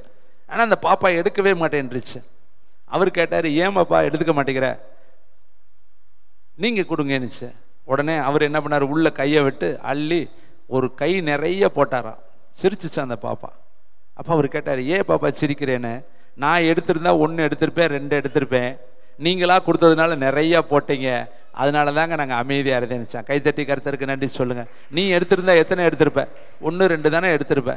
கர்த்தர் கொடுத்தாருன்னா நிறைய கொடுப்பாருங்க. கைத்தட்டி கர்த்தருக்கு நன்றி சொல்லுங்க. சோர்ந்து போகாத, காலம் தாமதித்தாலும் காத்துரு, முடிவிலே அது விளங்கும், பொய் சொல்லாது. கர்த்தர் ஒரு முறை சொல்லிட்டாருன்னா தாமதப்படலாம், ஆனாலும் முடிவில் அது வெறும் அது உனக்கு நிறைவானதை கொண்டு வரும். தம்பி தங்கச்சி, நிச்சயமா உனக்கு நன்மை செய்திருக்கிறார். உபத்திரவம் நன்மையா மாறும், கண்ணீர் நன்மையா மாறும், அவமானம் நன்மையா மாறும், நிந்தைகள் நன்மையா மாறும், தரித்திரம் நன்மையா மாறும். கைவிடப்பட்டிருக்கிற மகளே, அது நன்மையாய் மாறும். உபத்திரவத்தின் அடியில் அமர்ந்திருக்கிற பிள்ளையே, அது உனக்கு நன்மையாய் மாறும். சங்கீதங்களின் புஸ்தகம் 23:6 சொல்லுது, நன்மையும் கிருபையும் என்னை தொடரும், நான் கர்த்தருடைய வீட்டில் நீடித்த நாட்களாக இருப்பேன். ஏசப்பா இந்த பூமியில் எப்படி அலைஞ்சாரு தெரியுமா? நடந்து போனார். அப்போஸ்தலர் 10:38 நசரேயனாகிய இயேசுவை தேவன் பரிசுத்த ஆவியினாலும் வல்லமையினாலும் அவர் அபிஷேகம் பண்ணினார். தேவன் அவரோடு கூட இருந்தபடியினால், நல்ல கையை தட்டி சொல்லுங்க, நன்மை செய்கிறவராகவும். அப்ப இயேசு எப்படி இந்த உலகத்தில் நடந்து போனார்னா, குருடர்களா சுகமாக்குறார், செவிடர்களா சுகமாக்குறார், சப்பானிகளா சுகமாக்குறார், கல்லறையில் இருக்கிறவனா சுகமாக்குறார், பாடையில போய்கிட்டு இருக்கிறவனா சுகமாக்குறார், திமிர்வாதக்காரனா சுகமாக்குறார். வேதம் சொல்லுது நன்மை செய்கிறவராக. அப்ப இயேசு இந்த உலகத்துல வாழ்ந்த 33 வருடத்துல 3 ஆண்டுகள் அவர் ஊழியம் செய்தார். அந்த 3 ஆண்டுகளும் ஒரு தீமை கூட செய்யாமல் அத்தனையும் நன்மையாகவே செய்தார். கைத்தட்டி தேவனுக்கு நன்றி சொல்லுவோமா? அந்த நன்மைகளின் நாயகன் உன் வாழ்க்கையில மட்டும் தீமையை கொடுத்துருவாரா? இன்னைக்கு நிறைய பேர், எனக்கு நன்மை நடக்கலையே பிரதர். நடக்கும் சிஸ்டர், அவசரப்படாத. நிச்சயமாய் முடிவு சம்பூர்ணமா இருக்கும். முடிவு அது தேநீட்ட பணியாரம் போல இருக்கும். முடிவு உன்னுடைய கண்களில் ஆனந்த களிப்பு உண்டாகும். உன் கண்கள் ஆனந்த கண்ணீராய் மாறும். நிச்சயமாய் அநேகர் உனக்கு நன்மை உண்டாகும்படி பேசும்படியாக தேவன் நன்மையை தருவார். ஏனென்றால் அவர் நன்மை செய்கிறவராக. பக்கத்தில் சொல்லுங்க, நமக்கு தெரிஞ்சவங்களுக்கு நல்ல சர்டிபிகேட் கொடுக்குறோம். ஒருத்தருக்கு ஒருத்தர் சொன்னா சொல்லுவாங்க, அவர் ரொம்ப நல்லவருங்க, அவரு மாதிரி ஒரு ஆளை நீங்க பார்க்க முடியாதுங்க. உலக மனுஷனுக்கே நீ நல்லவர்னு சர்டிபிகேட் கொடுக்கிறப்ப, நீ ஆராதிக்கிறவர், உன்னை தெரிந்து கொண்டவர், உனக்காக ஜீவன் கொடுத்தவர், உனக்காக வலது பக்கத்தில் அமர்ந்து 24 மணி நேரம் பரிந்து பேசுறவர் நல்லவர் தானே? எல்லாம் சந்தேகம் இல்லையில. அவர் என்ன செய்வார்? உனக்கு நன்மை செய்வார். கை சொல்லுங்க, நாத்திருப்பேன், பொறுத்திருப்பேன், நிச்சயமாய் என் வாழ்க்கை நன்மையில முடியும். ஏனென்றால் அவர் நன்மை செய்கிறவராக சுற்றி திரிந்தார். பிசாசின் வல்லமையில் அகப்பட்ட யாவரையும் என்ன செஞ்சாரா? விடுதலை ஆக்குகிறவராக, விடுதலை ஆக்குகிறவராக, விடுதலை ஆக்குகிறவராக சுற்றி திரிந்தார். அப்ப அவர் இந்த பூமியில 3 வருஷம் என்ன செஞ்சாரு? கலிலேயாவில் இருக்கிறாரு, கப்பர்நகூம்ல இருக்கிறாரு, கானாவூர்ல இருக்கிறாரு, நாசரேத்துல இருக்கிறாரு, அடுத்து பாத்தீங்கன்னா பெத்லகேம்ல இருக்கிறாரு. அப்படியே சுத்திக்கிட்டே இருக்கிறாரு. நடந்து போனார், நடந்து போனார், நடந்து போனார், நடந்து எங்க போறாரு? விடுதலை ஆக்கும்படி போனாரு, நன்மை செய்யும்படி போனாரு. கானாவூருக்கு போனாரா? அங்கு ஒரு நன்மை. பெத்லகேமுக்கு போறாரா? அங்கு ஒரு நன்மை. கப்பர்நகூமுக்கு போறாரா? அங்கு ஒரு நன்மை. எங்கெல்லாம் இயேசு கால் வைக்கிறாரோ அங்க என்ன ரிசல்ட் தெரியுமா? அவர் நன்மை செய்கிறவராக சுற்றி தெரிந்தார். வேதம் சொல்லுது, மாலை மயங்குகிற அஸ்தமன வேளையில அவரிடத்தில் யாரெல்லாம் வந்தார்களோ, அவன் என்ன வியாதிக்காரனானாலும் சரி, என்ன குருடனானாலும் சரி, செவிடனானாலும் சரி, சப்பானி ஆனாலும் சரி, முடவனானாலும் சரி, யாரானாலும் சரி, எந்த கேள்வியுமே கிடையாது. வர்றவங்களை எல்லாம் அவர் சுகமாக்கினார். கைத்தட்டி கருத்தருக்கு பாருங்க, அவர் இரக்கத்துல எவ்வளவு பேர் பெற்றவர் பாருங்க. குஷ்டரோகியை பார்த்து குஷ்டரோகி சொல்றேன், உமக்கு சித்தமானால், எனக்கு அவர் சொல்றாரு, எனக்கு சித்தம் உண்டுப்பா, நீ என்ன சித்தமானாலும் கேள்வி கேட்கிற. அவன் சொல்றான், உனக்கு சித்தமானாலும் என்னை சொஸ்தமாக்கும். ஏசப்பா சொல்றாரு, எனக்கு சித்தம் உண்டு, நீ சொஸ்தமாக. கைத்தட்டி பார்த்தீங்களா? நீ ஒரு கேள்வி கேட்டேன்னா அவர் சொல்றாரு, நீ நல்லா இருக்க எனக்கு விருப்பம் இருக்குப்பா, நீ சுகம் பெற எனக்கு விருப்பம் இருக்குப்பா. யோசேப்பு கேட்டிருப்பேன், ஆண்டவரே என்னை வெளியே தூக்குவீங்களா? நீ வெளியே வரணும், நீ எகிப்திற்கு போகணும், எகிப்துல நீ போய் மன்னனா மாறணும், எனக்கு விருப்பம் இருக்குதுப்பா. ஆனா இந்த பாதை வழியா தானே உன்னை கூட்டிட்டு போக முடியும். திடீர்னு நீ அங்க போனா மன்னனாக முடியாது. சில உபத்திரவ காலத்துல நீ போய் போய் போய் தான் அந்த இடத்துக்குள்ள போகணும். அதுதான் உனக்கு வைக்கப்பட்டிருக்கிற அப்பாயின்மெண்ட். அந்த வழியா நீ போனேன்னா நீ மன்னனாக மாறலாம். அப்ப இதெல்லாம் கர்த்தர் நம்மளை கூட்டிட்டு போற பள்ளத்தாக்கு எல்லாம் நன்மையின் பள்ளத்தாக்கு, உபத்திரவம் எல்லாம் நன்மையின் உபத்திரவம், பாடுகள் எல்லாம் நன்மையின் பாடுகள். பாருங்க, இயேசு கிறிஸ்து இறங்கி வராமலே ரட்சிப்பு உண்டாகட்டும்னா ஆயிருக்குமா? ஆயிருக்காதா? வானம் உண்டாகட்டும்னு ஒரு வார்த்தை தானே சொன்னார், உண்டாயிருச்சே. ரட்சிப்பு மனுக்குலத்திற்கு உண்டாவதாக சொல்லியிருந்தாருன்னா உண்டாயிருக்குமே. ஏன் அந்த மாதிரி செய்யல? மனுஷனை போலயே இந்த பூமியில பிறந்தாருங்க. அவர் பிறந்த அன்னைக்கு மனுஷனை போலயே மாட்டுத்தொழுவத்துல கடந்தாருங்க. மனுஷனை போலயே அவர் நம்மளை போலயே வாழ்ந்தாருங்க. சரி, அப்படியே இருந்துட்டு போட்டோம், அதனால ஒன்றும் இல்லை. ஆனால் அடித்தார்கள். எவ்வளோ காலை செய்தியை நீங்கள் வீட்டில் கவனிச்சு பார். தலையில கொட்டினார்கள், கன்னத்திலே அடித்தார்கள், காரி துப்பினார்கள், சிலுவையில அறைந்தார்கள், அவரை சிலுவையை சுமக்க கஷ்டப்படுத்தினார்கள். எவ்வளவு அவரை அவமானப்படுத்த முடியுமோ அவ்வளவு அவமானப்படுத்தி அதன் வழியாகத்தாங்க அந்த ரத்தம் அந்த பூமியில கொஞ்சம் கொஞ்சமா இறங்குச்சு. அந்த ரத்தம் தாங்க உங்களையும் என்னையும் கழுவும்படி பிதாவினால் அனுமதிக்கப்பட்டிருக்க ரத்தம். அந்த பாடுகள் வழியா இயேசுவையும் பிதாவாகிய தேவன் அனுப்பினாருங்க. ஏன் தன் ஒரே பேரான குமாரன் அப்படி அடிக்க அவர் ஒப்பு கொடுக்கணும்? இக்காலத்து பாடு, அந்த காலத்து பாடு இக்காலத்தில் இருக்கிற நமக்கு அது ஆசீர்வாதமாய் மாறிடுச்சு. கைத்தட்டி கர்த்தருக்கு நன்றி சொல்லுங்க. அப்ப இயேசுவுக்கு தெரியும் தலையில முள்ளு வச்சா வலிக்கும்னு தெரியுங்க. அவர் கத்திருப்பாரா, கத்திருக்க மாட்டாரா? அவருக்கு வலிக்கலன்னு நினைக்கிறீங்களா? கத்தினாருங்க, மகா சத்தமிட்டு கத்தினாருங்க. நீங்க எப்படி ஒரு முள்ளு பட்ட உடனே கத்துனீங்களோ அதே மாதிரி அவரும் கத்தினார். வேதம் சொல்லுது, இந்த பாத்திரத்தை என்னிடத்திலிருந்து எடுத்து போடும், ஆகிலும் என் சித்தப்படி அல்ல உம்முடைய சித்தத்தின்படியே எனக்கு ஆகட்டும். தண்ணி தெவிச்சுச்சுங்க, தாகமாய் கேட்டாருங்க, தாகமா இருக்கிறேன்னு சொன்னாருங்க. அவருக்கு தாகம் எடுத்துச்சு. அப்ப தாகம் எடுத்துச்சுன்னா அவருக்கு வலி எடுத்திருக்குமா இருக்காதா? வேதனை எடுத்திருக்குமா இருக்காதா? அவருடைய உடம்புல அந்த முள்ளு போகும் பொழுது என்ன வேதனைப்பட்டிருப்பார். மகா சத்தமிட்டார் என்று எழுதியிருக்கு. அப்ப ஜபிக்கும் பொழுது சத்தம் போட்டவர் வலிக்கும் பொழுது சத்தம் போட்டிருப்பாரா, போட்டிருக்க மாட்டாரா? இதையே நம்ம தியானிக்க மறந்து போய் விடுகிறோம். தம்பி, தங்கச்சி, தாய, தகப்பனே, அவ்வளவு உபத்திரவத்துக்கு உட்படுத்தினார். ஏசாயா தீர்க்கதரிசி புத்தகம் 53 வாசித்து பார்த்தீங்கன்னா, பார்க்கத்தக்க ரூபம் அவருக்கு இல்லை. அவரை பாடுகளுக்கு உட்படுத்தினார். மெய்யாகவே பிதாவாகிய தேவன் அவரை பாடுகளுக்கு உட்படுத்தி, அப்படித்தாங்க கொஞ்சம் கொஞ்சமா ஒரு செக்குல என்ன ஆட்ட ஆட்ட ஆட்ட என்ன வர்றது மாதிரி பிதாவாகிய தேவன் இயேசுவை என்ன பண்ணாரு? எண்ணெய் செக்குல போட்டு எடுத்தாரு. அந்த அளவுக்கு கொடுமையாய் அவர் சித்திரவதைப்படுத்தப்பட்டு அந்த ரத்தம் அந்த பூமியில சிந்தப்பட்டுச்சுங்க. அவ்வளவு விலை மதிக்க முடியாத அந்த ரத்தம் தாங்க இன்னைக்கு உங்களையும் என்னையும் இலவசமாய் கழுவி இருக்கு. கைத்தட்டி கர்த்தருக்கு நன்றி சொல்லுங்க. அவர் நன்மை தாங்க செஞ்சாரு நமக்கு. அந்த அவரை கன்னத்துல அடித்தார்கள். எவ்வளவு வரிச்சிருக்கு யோசித்து பாருங்க. உங்களை நீங்க ஒருத்தர் கூட அடிக்காத அளவுக்கு கர்த்தர் தான் மேல அந்த அடியை வாங்கிக்கிட்டாருங்க. நீ தான் நான் எப்படி அடி வாங்கியிருக்கணும், நீ தான் சிலுவையில சுமந்து இருக்கணும். நீ பட வேண்டிய அடிய, நீ பட வேண்டிய அவமானத்தை, நீ பட வேண்டிய நிந்தைய, நீ சுமக்க வேண்டிய சிலுவைய ஏசப்பா சுமந்தார். அதை எப்பயாவது நம்ம யோசித்து பார்த்திருக்கிறோமா? அதை எப்பயாவது நம்ம நினைச்சு பார்த்திருக்கிறோமா? உன் கையில பட வேண்டிய அடி அவருடைய கையில பற்று. ஒரு தேவனுடைய மனுஷனுக்கு ஒரு தரிசனம் உண்டானது. அந்த தரிசனத்தில் அவர் ஜெபம் பண்ணி கொண்டு இருக்கிறாரு. திடீரென்று வானம் திறக்கப்படுகிறது. ஒரு தரிசனம் அங்கே இறங்கி வருகிறது. அந்த தரிசனத்தை அவர் பார்க்கிறாரு. அதுல இயேசு கிறிஸ்துனுடைய சிலுவை, அப்படியே அவர் சிலுவையில பாடுபட்டு கொண்டு இருக்கிறார். ரொம்ப கோர நிலைமையில அவர் சிலுவையில நின்று கொண்டு இருக்கிறார். 2 பக்கமும் ஆணிகள் அடிக்கப்பட்டிருக்கு, காலில் ஆணிகள் அடிக்கப்பட்டிருக்கு, தலையில முள்முடி வைக்கப்பட்டிருக்கு, உடம்பெல்லாம் ரத்த வெள்ளத்துல அப்படியே ரத்தத்துல மிதந்து கொண்டு இருக்கு, உடம்புல இருந்து ரத்தம் இறங்கி கொண்டே இருக்கு. இந்த தரிசனத்தை காண்பித்தார். இந்த ஊழியக்காரர் கதறினார், அழுதாரு, புலம்பினார். ஆண்டவரே, எனக்காக இவ்வளவு பெரிய கொடுமையான வேதனையா? தலையிலிருந்து இவ்வளவு ரத்தம் வருகிறதே, கைகளிலிருந்து இவ்வளவு ரத்தம் வருகிறதே, விழாவிலிருந்து ரத்தம் வருகிறதே, உடம்புல ஒரு சொட்டு இடம் இல்லாதபடி எல்லாமே ரத்த வெள்ளத்துல நீங்க உட்கார்ந்து இருக்கிற மேட்டு மாதிரி அவ்வளவு ரத்தமும் உடம்புல வந்துட்டு இருக்கு. உளப்பட்ட நிலம் போல உடம்பு மாறிடுச்சு. இப்ப திடீரென்று பார்த்தாலும் ஒரு கரிய உருவம் அந்த சிலுவையை நோக்கி வருகிறது. அந்த சிலுவை வந்த உடனே சிலுவைக்கடியில நின்று அந்த சிலுவையை பிடிச்சு அந்த கரிய உருவம் அந்த சிலுவையை பிடிச்சு இப்படி ஆட்டுது. ஆட்டும் பொழுது இன்னும் அவருக்கு வேதனை சிலுவையில கூடுது. அந்த உடம்பு அசையுது. அசையும் பொழுது அவர் ரொம்ப கதறாரு. தலையெல்லாம் அங்க இங்க ஆடும் பொழுது அந்த முள்ளெல்லாம் மீண்டும் குத்துது. அவருடைய உடம்புல இருக்கிற ஒவ்வொரு பார்ட்ஸும் அந்த சிலுவையை சேக் பண்ணும் பொழுது, அந்த சிலுவையை ஆட்டும் பொழுது அதிக உபத்திரவம் உள்ளாகுது. அப்ப இந்த ஊழியக்காரர் பார்க்கிறவர் கேட்கிற, ஆண்டவரே, யார் அந்த மனுஷன்? ஏன் இந்த நேரத்தில் வந்து உங்களுடைய சிலுவையை ஆற்றாரு? யார் அது, யார் அது, யார் அதுன்னு அவர் கேட்கிறாரு.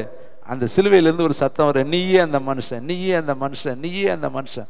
இன்னும் நீ என்னை உபத்திரப்படுத்துற, இன்னும் நீ தான் என்னை இந்த வேதனைப்படுத்துற, உன்னுடைய செயல் தான் என்னை சிலுவையில் இன்னும் வேதனைப்படுத்துது.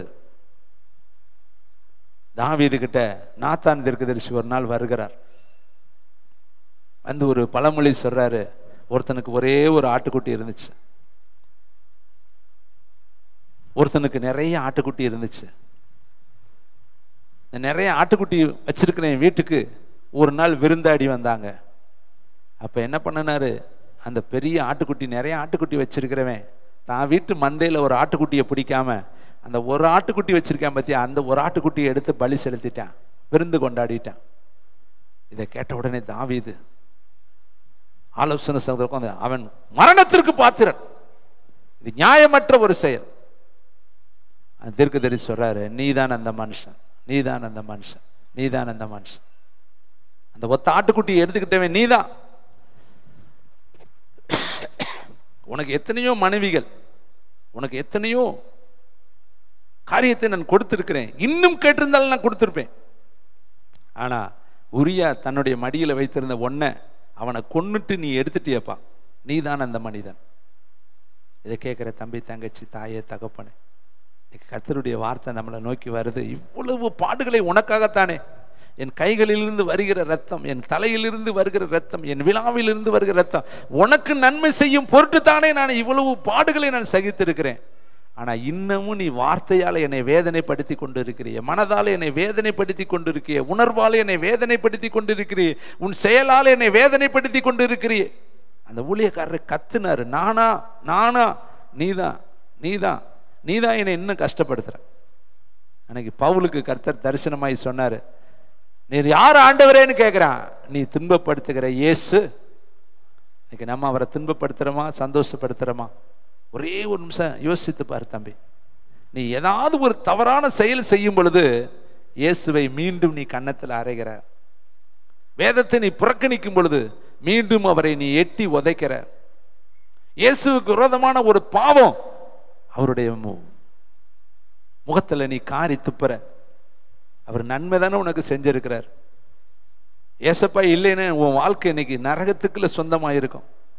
அந்த லூசிபர் கொண்டு போய் பிரேத கல்லறையில ஒருத்தனை நிர்வாணமா வைத்திருந்தானே, அப்படித்தானே நம்ம இருந்திருக்கணும். அல்லது குஷ்டரோகியத்தானே நம்ம இருந்திருக்கணும். அல்லது குருடனாய், செவிடனாய், முடவனாய், சப்பானியாய், ஊமையாய், கோண வாயு உள்ளவன, கொன்னை வாயு உள்ளவனாய்த்தான் நம்ம இருந்திருக்கணும். அல்லது எங்கோ ஒரு விற்கிறதுக்கு முன்னாடி மொட்டையை அடித்து, அல்லது எங்கோ ஒரு விற்கிறதுக்கு முன்னாடி உருண்டு காலம் போட்டு கீறி கொண்டு, அன்னைக்கு பாகாலுக்கு முன்னாடி தோப்பு விற்கிறதுக்கு முன்னாடி கடந்தது போலதான் நம்ம கடந்திருப்போம். நடந்து பிரயாணம் பண்ணி போய் எங்கேயோ கால் வீங்கி கை வீங்கி அற நிர்வாணிகளாக வாழ்ந்திருப்போமே. ஆனா ஏசப்பா இன்னைக்கு நம்மளை ரட்சித்து எவ்வளவு அழகான வஸ்திரத்தை போட்டு எத்தனை ஃபேனுகளுக்கு நடுவில் உங்களை மகிமையாய் இன்னைக்கு மந்தையை மேய்க்கிற மேய்ப்பன் போல உங்களுக்கு மேய்ப்பனாய் அவர் நின்று பிரசங்கித்து கொண்டு இருக்கிறார். நன்மை செய்து அவருக்கு நம்ம தீமை செய்யலாமா தம்பி, தங்கச்சி? உனக்கு நடக்கிற ஒவ்வொன்றுக்கு பின்னாடி நன்மை இருக்கிறது என்பதை மறந்துடாத. ஒவ்வொரு நீ உன் பார்வையில் அது தீமையா இருக்கலாம், ஆனால் தேவன் சொல்றாரு, அந்த தீமைக்கு பின்னாடியும் நான் ஒரு நன்மையை உனக்கு வைத்திருக்கிறேன். தீமை செய்ய நினைத்தீர்கள். ரூத்து இஸ்ரவேல் நாட்டு பையனை கல்யாணம் முடிச்சான். அவன் என்னெல்லாம் நினைச்சிருப்பா யோசித்து பாரு. இஸ்ரவேல் நாட்டு மாப்பிள்ளை கிடைச்சிருக்கு நமக்கு, கல்யாணம் முடிச்சிட்டாச்சு, ஆனா செத்து போயிட்டேன், விதவை. எவ்வளவு வருத்தம். இப்பதான் கல்யாணம் முடிச்சு ஒரு குழந்தையும் இல்லை, ஒண்ணும் இல்லை, செத்து போயிட்டானே, இனி என் வாழ்க்கை எப்படி? இப்ப மாமியாரோடு இவளும் புறப்படுறா. என்ன சொல்றா தெரியுமா? அந்த வார்த்தை தான் ரொம்ப முக்கியம். உன் தேவன் என் தேவன், உன் இனம் என்னுடைய இனம், உன் குலம் என்னுடைய குலம், உன் கோத்திரம் என் கோத்திரம் தான். மரணமே அல்லாமல் வேறு ஒன்றும் உன்னையும் என்னையும் விட்டு பிரிக்காது. நீ போற இடத்துக்கு நானும் வருவேன், நீ தங்குற இடத்துல நானும் தங்குவேன், மரணமே இல்லாமல் பிரிக்காதுன்னு சொல்லி ஒரு இளம் விதவை புறப்பட்டாள். ஆனா அவ வாழ்க்கையை பாருங்க, எவ்வளவு வேதனையான ஒரு வாழ்க்கை. அங்க இழந்து போயிட்டா, புருஷனை இழந்து போயிட்டா. இன்னைக்கு வயசான ஒரு பாட்டிக்கு பின்னாடி போய் வாழுவோமா? தெரியாத ஊரு, தெரியாத மக்கள், தெரியாத இடம், அங்க என் வாழ்க்கை எப்படி ஆகும்? அதெல்லாம் அவன் யோசிக்கல. ஒன்னே ஒன்று தெரியும், உன் தேவன் என்னுடைய தேவன், உன் இனம் என்னுடைய இனம், நீ போற இடத்துக்கு நானும் வருவேன், உன்னுடைய இடத்துல நானும் தங்குவேன், மரணமே அல்லாமல் வேறு ஒன்று பிரிக்காதுன்னு சொல்லி தீர்மானம் எடுத்து புறப்பட்டா இல்லையா? தற்செயலாய் அவளுக்கு நேரிட்ட இடம் போவாசுடைய வயல். நல்ல கவனிங்க, தற்செயலாய் அவளுக்கு அன்னைக்கு அங்க போய் போன இடத்துல தற்செயலாய், அது வேதம் சொல்ல தற்செயலாய். ஆனா அங்க போய் பொறுக்கிறான், எல்லாரும் அறுக்கிறாங்க, எல்லாரும் கூட கூட எடுத்துட்டு போறாங்க, இவ ஒருத்தி மட்டும் பொறுக்கி பொறுக்கி பொறுக்கி பொறுக்கிறான். அங்க வந்து போவாஸ் சொல்றாரு, சிந்தி விட்டுரு, லேசா சிந்தி விடு. நல்லா கவனிக்கணும், பொறுக்க சொல்றதுக்கு சிந்தி விடு. நல்லா கவனிங்க, இன்னைக்கு நீங்க பொறுக்கிக்கிட்டு இருக்கிறீங்க, உங்களுக்கு ஒரு ப்ராப்பர்ட்டி சொல்லவா? பொறுக்கிற நீயே அடுத்து கூட கூடையா வாங்குவ, கூட கூடையா வாங்குற நீயே அந்த இடத்துக்கே கர்த்தர் உன்னை சொந்தக்காரமா சிந்த சொன்னவரு அடுத்து கொடுப்பாருங்க. கொடுக்கிறவரு சாவி கொத்த உன் கையில கொடுப்பாருங்க. அந்த போவாஸ் கண்ணுல இவளுக்கு தயவு கிடைக்க பண்ணினார். இவ யாரு? மோவாபிய ஸ்திரீ. இங்க வந்திருக்கிறது தஞ்சம் புகுந்திருக்கிறா, இன்னைக்கு பொறுக்கு போயிருக்கிறா. முதல் நாள் அன்னைக்கு கிரேஸ், முதல் நாள் அன்னைக்கு அவளுக்கு அற்புதம் நடக்குது. சிந்தி விடுங்கிற, ஆனா அவளுக்கு தெரியாதுங்க. அவன் நினைக்கிறான் என்னடா நிறைய கிடக்குதுன்னு பொறுக்கிக்கிட்டே இருக்கிறா, பொறுக்கிக்கிட்டே இருக்கா. ஒரு படி பொறுக்கனாலாம். கை தட்டுங்க. அன்னைக்கு எவ்வளவு பொறுக்கனா? ஒரு படி. உங்களுக்கு கொஞ்சம் இப்போதான் பிரதர் ஒரு 400 ரூபா, 500 ரூபா, 1000 ரூபா, 2000 ரூபா இப்போதாங்க எனக்கிட்ட இருக்குது. இது போதுங்க. இதை வச்சு பெருசுபடுத்த கர்த்தரால் முடியும். கைத்தட்டி கர்த்தருக்கு நன்றி சொல்லுங்க. சின்னதுல எத்தனையோ ஜீரோவை போட்டுருவார், எத்தனையோ ஜீரோவை போட்டுருவார். எங்க வாழ்க்கையில அதை நாங்கள் ருசித்து இருக்கிறோம். அதை போன வாரம் நான் பேசினேன், இன்னும் பேசினா நிறைய. நான் ஆண்டவர்கிட்ட சொன்னேன், என் வாழ்க்கையில் நடந்த நன்மையை நான் சொல்றேன்னு வந்தேன். ஆனா இன்னைக்கு ஆண்டவர் அதெல்லாம் விட்டுட்டு பைபிள்லதே சொல்லுன்ட்டார். அப்படியே பக்கத்துல நீ 1000 ரூபாய் சம்பளமா 4 ஜீரோ போட்டாருன்னா உன் வாழ்க்கையை மாறிடும். கைத்தட்டி கர்த்தருக்கு நன்றி சொல்லுங்க. நீ 10,000 ரூபாய் சம்பளமா ஒரு 3 ஜீரோவை சைட்ல போட்டாருன்னே உன் வாழ்க்கை மாறி போயிருங்க. கர்த்தர் உனக்கு எல்லாம் கொடுக்க வல்ல, ஒன்றுமில்லாமையில் இருந்து எல்லாவற்றையும் அவர் உருவாக்குகிறவர். கைத்தட்டி இல்லாதவைகளை இருக்கிறவைகளை போல அவர் அழைக்கிறவர். எல்லாவற்றையும் அவர் நிரப்புகிறவர். வெறுஞ்சாடிதான்ப்பா ஊத்துறா தண்ணியனாரு, ஊத்துனா பாருங்க ரசமாய் மாறி போச்சு. கைத்தட்டி கர்த்தருக்கு நன்றி சொல்லுங்க. 2 மீன் தான் கொண்டுட்டு வா, அவைகளை ஆசீர்வதித்தார். 5000 பேருக்கு பிட்டு கொடுத்தார். கைத்தட்டி கர்த்தருக்கு நன்றி சொல்லுங்க. ஏசப்பாவால எல்லாம் முடியும். உன் இதயத்தை மட்டும் கொடு, உன் உணர்வை மட்டும் கொடு, உன் வாழ்க்கையை மட்டும் கொடு, உன் உணர்வுகளை கர்த்தரிடத்தில் அர்ப்பணி. உன்னை கொண்டு உலகத்தை அசைக்க அவர் வல்லமையுள்ளவராக இருக்கிறார். தம்பி, தங்கச்சி, தாயே, தகப்பனே, அவர் பயங்கரமான பராக்கிரமசாலி. இப்ப முதல்ல பொறுக்குனால் ஒரு படி பொறுக்கினாள். ஒரு நாள் போனா போர்விய விரியினா, நல்லா தட்டுங்க, போர்விய விரியினா பாரு 6 படி போட்டான். கைதட்டி கர்த்தருக்கு. திங்கக்கிழமைக்கு ஒரு படி, செவ்வாய்க்கிழமைக்கு ஒரு படி, புதன்கிழமைக்கு ஒரு படி, வியாழக்கிழமைக்கு ஒரு படி, வெள்ளிக்கிழமைக்கு ஒரு படி, சனிக்கிழமை 6 நாள், 7ஆம் நாள் ஓய்வு நாள் எல்லாருக்குமே 6 படி அளந்து போட்டான். கைதட்டுங்க பார்க்கலாம். பொறுக்குனது ஒரு படி. ஒரு நாள் பொறுக்குனா ஒரு படி. ஒரு நாள் போய் போர்வையை விரின்னு உட்கார்ந்து அவ்வாறு அன்னைக்கு 6 படி வாங்கிட்டா. இன்னும் 5 நாள் அவ எங்கேயுமே போக வேண்டாம், அவ வீட்டுல உட்கார்ந்தாலே போதும். அடுத்து என்ன பண்ணான் தெரியுமா? அவன் ஓய்ந்தே இருக்கல. இப்போ ஒரு ப்ராப்பர்ட்டி சொல்லவா, உன் காரியத்துல நீ ஆண்டவரிடத்துல போய் நல்ல போவாஸ், உன் போர்வையை மேல விரிங்க. உம்மை விட்டா எனக்கு வாழ்க்கையே கிடையாது, உம்மை விட்டா எனக்கு வழியே கிடையாது, நீ தான் என்னுடைய சுதந்திரவாளி, என்னை ஆசீர்வதியும், எனக்கு நன்மை செய்யும், நன்மை செய்யும், நன்மை செய்யும், நன்மை செய்யணும். அவருடைய பாதத்தை நீ பிடித்தேனா உனக்கு இன்னைக்கு 6 படி போடுவாரு. அப்புறம் அவர் ஓய்ந்திருக்க மாட்டாரு. அடுத்து என்ன பண்ணினார் தெரியுமா? சுதந்திர முறையாக அவளை சுதந்திரவாளியாய் மாற்றி அவளுடைய கையில எல்லா அதிகாரத்தையும் கொடுத்தாரு. அந்த குடும்பத்துல தாங்க இயேசு கிறிஸ்து பிறந்து வரும்படி, தாவீது பிறந்து வரும்படி அந்த குடும்பத்துக்கெல்லாம் அவளை தாயாய் கர்த்தர் மாற்றினார். கைத்தட்டி கர்த்தருக்கு நன்றி சொல்லுங்க. இப்ப ரூத்துக்கு கர்த்தர் நன்மை செய்தாரா தீமை செய்தாரா? புருஷன் இறந்து போனது நன்மையா தீமையா? ஒரு படி பொறுக்கினது நன்மையா தீமையா? 6 படி கிடைச்சது நன்மையா தீமையா? எல்லாவற்றுக்கும் முடிவு பார்த்தீங்கன்னா கடைசியில நன்மையாய் முடியும். கைத்தட்டி நன்றி சொல்லுங்க. எஸ்தர் வாழ்க்கையில நன்மை செய்தாரா இல்லையா? இங்கே அன்பு தங்கச்சி எஸ்தர் உட்கார்ந்து இருக்கிறாங்க. இந்த செய்தியை பல எஸ்தர், காலையில ஒரு எஸ்தர் வந்தாங்க. நம்ம ஊழியத்துல நிறைய எஸ்தர் இருக்காங்க. உங்க வாழ்க்கையும் கர்த்தர் மாற்றுவார். எஸ்தருக்கு என்ன தெரியுமா? அப்பா கிடையாது, நல்லா தெரிஞ்சுக்கங்க. அம்மா கிடையாது, அண்ணன் தம்பி யாருமே கிடையாது. அவருடைய குடும்பமே தெரியல. வேதத்துல தள்ளுபடி ஆகமத்துல போய் பார்த்தா தான் தெரியும். அதெல்லாம் எடுத்து பார்க்க நமக்கு நேரம் இல்லை. ஆனா இந்த 66 புஸ்தகத்துல அவருடைய பிறப்பு வர்த்தமான ஒண்ணும் கிடையாது. வளர்ப்பு சகோதரன் மொர்தெகாய். கைத்தட்டி கர்த்தருக்கு நன்றி. அட்ரஸ் இல்லாதவங்க, அம்மா அப்பா பேர் இல்லாதவங்க, அப்படிப்பட்ட ஒருத்திய எத்தனை நாட்டுக்கு ராணியா மாத்தினார் தெரியுமா? 127 பெரிய மாகாணத்திற்கு ஒரே ஒரு ராணியாக கர்த்தருடைய ஆவியானவர் எஸ்தரை கொண்டு வந்து அமர பண்ணினார். அதற்கு முன்னாடி இருந்த வஸ்தியை கர்த்தர் தள்ள பண்ணினார். அவளுடைய அகமாவும் அவளுடைய மேன்மை எல்லாம் தள்ளி ஒரு சீட்டை வேக்கண்ட் ஆக்கி அந்த வேக்கண்ட் பிளேஸ்ல எஸ்தரை கொண்டு வந்து உட்கார பண்ணினார். உனக்காக அநேக இடங்களில காலி இடத்தை உருவாக்குவாரு, உனக்காக புதிய வழிகளை திறப்பாரு, உனக்காக காற்று உட்புக முடியாத இடத்துல கர்த்தருடைய ஆவியானவர் உட்புகுவார்.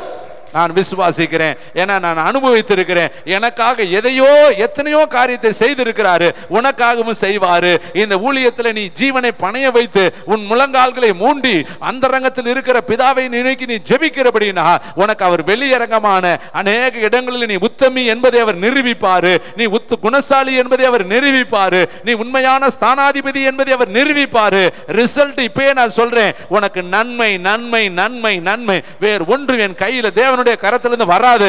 நன்மையை தான் எழுதுவாரு, முடிவுல போடுவாரு. நன்மை உண்டாகட்டும், என் மகளுக்கு நன்மை உண்டாகட்டும், என் மகனுக்கு நன்மை உண்டாகட்டும், என் தாசனுக்கு நன்மை உண்டாகட்டும், என்னுடைய ஸ்தானாதிபதிக்கு நன்மை உண்டாகட்டும், என் போர்ப்பட தளபதிக்கு நன்மை உண்டாகட்டும் என்று சொல்லி கர்த்தருடைய ஆவியானவர் முடிவில் நன்மையை தருவார். கைத்தட்டி அவருக்கு நன்றி. நான் போகும் பாதை வேணா வேறு பாதையா இருக்கலாம், பாதையில பல போராட்டங்கள் வரலாம், பல கஷ்டங்கள் வரலாம், ஆனாலும் முடிவில் ஒரே வரியில எழுதி கொடுப்பாரு, நன்மை என்று எழுதி உனக்கு ரிசல்ட் போடுவார். கைத்தட்டி கர்த்தருக்கு நன்றி சொல்லலாமா? அடுத்து பாருங்க, அருமையான யோசேப்பை பார்த்துட்டு தாவீதை பாருங்களேன். பிறந்தது 8 பேருங்க, 7 பேர் கொழுக்கட்டை மாதிரி வீட்டில் இருக்காங்க. நல்ல கொளுத்து போனவன், நல்ல தின்னுமுட்டு திமிர் எடுத்து போய் வீட்டுக்குள்ள உட்காந்துருக்கேன். கடைசி பிறந்த செல்ல பிள்ளையா இருக்க வேண்டியவனை ஆட்டுக்குட்டி மேய்க்க அவங்க அப்பா அனுப்பிச்சிட்டார். எவ்வளவு வருத்தம் பாருங்க, யோசித்து பாருங்க. கடைசி பிறந்த பையன் தான் வீட்டில் இருக்கணும், அவன் தானே சின்ன பையன். ஆனா இந்த சின்ன பையனை கொண்டு போய் காட்டில் போட்டாங்க. இப்ப இவனுக்கு அன்பு கிடையாது, ஆதரவு கிடையாது, குளிக்கிறதுக்கு இடம் கிடையாது, என்ன கிடையாது, படுக்கை இடம் கிடையாது. ஒரு விசை கரடி வருது, ஒரு விசை சிங்க வருது. இவங்க அப்பா கணக்கு மட்டும் கரெக்டா, ஆட்டுக்குட்டி கரெக்டா குட்டி போட்டுச்சா வளர்ந்துச்சா அதைத்தான் கேட்கறானே ஒழிய எங்கடா படுக்கிற எங்கடா சாப்பிடுற கேட்கவே இல்லைங்க. ஒரு நாள் கூட அப்பா கரிசனை அவன் மேல இருந்ததாக வேதத்துல இல்லைங்க. சரி, அவங்க வீட்டுல ஒரு நாள் வந்து சாமுவேல் தீர்க்கதரிசி வந்து பலி செலுத்த வர்றாருங்க, தகன பலி செலுத்த வர்றாருங்க, பழி விருந்து கொண்டாடுறாருங்க. ஒரு பெரிய விசேஷம் பெத்லகேம்ல நடக்குதுங்க. ஊர்ல இருக்கிற எல்லா கோத்திரத்தாரும் 12 கோத்திரத்தாரும் அங்க வர்றாங்க. 12 கோத்திரமும் வருதுங்க. 12 கோத்திரத்து ஜனங்களும் அந்த வழியா நடந்து வர்றாங்க. நடந்து வரும் பொழுது என்ன சொல்றாங்க, பெத்லகேம்ல பழி விருந்து நடக்குது, சாமுவேல் வந்திருக்கிறாரு, 12 கோத்திர பிரபுக்களும் வந்திருக்கிறாங்க, 12 கோத்திர ஆசாரியர்களும் வந்திருக்கிறாங்க, 12 கோத்திர தலைவரும் வந்திருக்கிறாங்க என்று சொல்லி அந்த வழியா நடந்து போறவங்க எல்லாம் சொல்றாங்க. அது தாவீதுக்கு தெரிஞ்சு. எல்லாரும் போறப்ப நீ வரலையாப்பா, நம்ம ஊர்ல அது உங்க வீட்டுல தான்ப்பா நடக்குது, உங்க ஊர்ல தான்ப்பா நடக்குது, நீ வரலையா? அப்ப அவன் சொல்லியிருப்பேன், எங்க அப்பா என்னை கூப்பிடலையாப்பா, எங்க அப்பா என்னை வர சொல்லலையே. இன்னைக்கு ஒதுக்கப்பட்ட நிலைமையில இருக்கிறீங்களா, தள்ளப்பட்ட நிலைமையில உங்க வீட்டு விசேஷத்துக்கே உங்களை கூப்பிடாம இருப்பாங்க. இப்ப எல்லாரும் வர்றேன், அந்த வழியா நடந்து வர்றப்ப தாவீதை பார்த்திருப்பேன். ஆனா யாருமே, எல்லாரும் கேட்டிருப்பாங்க ஏப்பா வரலையான்னு. அவன் சொல்லுவேன், எங்க அப்பா கூப்பிடாம நான் எப்படி வர முடியும், எங்க வீட்டுல எனக்கு இன்வைட் பண்ணலையே, எங்க வீட்டுல எனக்கு இன்விடேஷன் வரலையே, எங்க வீட்டுல இருந்து ஒரு அழைப்பு வரலையே. இவன் ஆண்டவர்கிட்ட சொல்லியிருப்பான் இல்லையா, எங்க ஊருக்கு சாமுவேல் வர்றாரு, ஒரு பெரிய ப்ராஃபட்டிக் உலக புகழ்பெற்ற தீர்க்கதரிசி, தான் முதல் பெயர்சேபா வரை இருக்கிற ஒரு தீர்க்கதரிசி எங்க ஊருக்கு வர்றாரு. ஆனா நான் போக முடியல ஆண்டவரே, எங்க அப்பா என்னை ஆட்டம் மேய்க்க விட்டுட்டானே, என்னாலும் புலம்பிருப்பேன், அழுதுருப்பேன், கண்ணீர் விட்டுருப்பேன், கதறி இருப்பேன், அவன் இருதயம் தத்தளிச்சிருக்கும் இல்லையா. இன்னைக்கு உங்களுக்கு அப்படித்தாங்க, எல்லாம் நல்லா நடக்குது, நான் மட்டும் இப்படி இருக்கிறேன், எல்லாரும் அவர் நல்லா இருக்கிறாரு, இவர் நல்லா இருக்கிறாரு, இவர் நல்லா இருக்கிறாரு, இவங்க நல்லா இருக்காங்க, நான் மட்டும் இப்படி இருக்கிறேனே, நான் மட்டும் இப்படி இருக்கிறேனே, நான் மட்டும் இப்படி இருக்கிறேனே. ஜெபம் பண்ணிட்டு இருக்கியா? நான் அந்த பாதையில் நிறைய நான் போயிருக்கிறேங்க. எல்லாத்துக்கிட்டையும் இருக்கு, என்கிட்ட இருக்காது. எல்லாரும் நல்லா இருப்பாங்க, நான் அழுதுகிட்டு இருப்பேன். எல்லாரும் சிரிப்பாங்க, நான் கண்ணீர் வடிச்சிருக்கேன். எல்லாரும் வெளியே நிற்பாங்க, நான் ஸ்டேஷன்ல கை கட்டி நின்றுருக்கேன். எல்லாத்து பேரும் வராது, என் பேர் வந்திருக்கு. எத்தனையோ இடத்துல நம்மளை சிங்குலரா கர்த்தர் கொண்டு போவார், தனியா கொண்டு போய் நிறுத்தி நொறுக்கு நொறுக்கு நொறுக்கி அப்பள மாதிரி ஆக்குவார். நம்ம நினைப்போம், அவன்லாம் நல்லா இருக்கானே, இவன் நல்லா இருக்கானே, அவனுக்கு பிரச்சனை இல்லையே, நம்ம தானே மாட்டிக்கிட்டோம். ஆனா அப்படித்தாங்க ஆண்டவர் நம்மளை உடைக்க உடைக்க உடைக்க உருவாக்குறாருன்னு அர்த்தம். இப்ப பழி விருந்து இங்க நல்லா ரெடி ஆயிடுச்சு, ஆடு மாடு தகன பலி, ஊரே அமக்கலாம். ஏன்னா தாவீது ஊருக்கு பெத்லகேமுக்கு பட்டணத்துக்கு யாரு, சாமுவேலுங்கிற உலக புகழ்பெற்ற தீர்க்கதரிசி வரும்பொழுது அந்த ஊரே ஸ்தம்பித்து போய் நிக்குது. இப்ப பழி விருந்து ரெடி, பழி செலுத்த சாமுவேல் வரப்ப கேள்வி கேட்கிறாரு, எங்க அவனை காணா, தேவன் தெரிந்து கொண்டவன் யாரு அப்படின்னு பார்த்தா இவன் இல்லை, இவன் இல்லை, இவன் இல்லை, இவன் இல்லை, 7 வயல இல்லைன்ட்டார். பழி செலுத்தணுமே, எல்லாம் ஆசாரியன் ரெடியா வச்சிருக்கேன், ஆடு மாடு ரெடி, எல்லாம் ரெடி. ஆனா பழி செலுத்துறதுக்கு முன்னாடி அந்த தெரிந்து கொள்ளப்பட்ட ராஜா வேணுமே, இல்லவே இல்லை. இப்ப கர்த்தர் சொல்றாரு, இவங்க எல்லாம் ஒருத்தனிலே இல்லை, அங்க ஒருத்தன் காட்டுல இருக்க, அவனை போய் வர சொல்லணும்.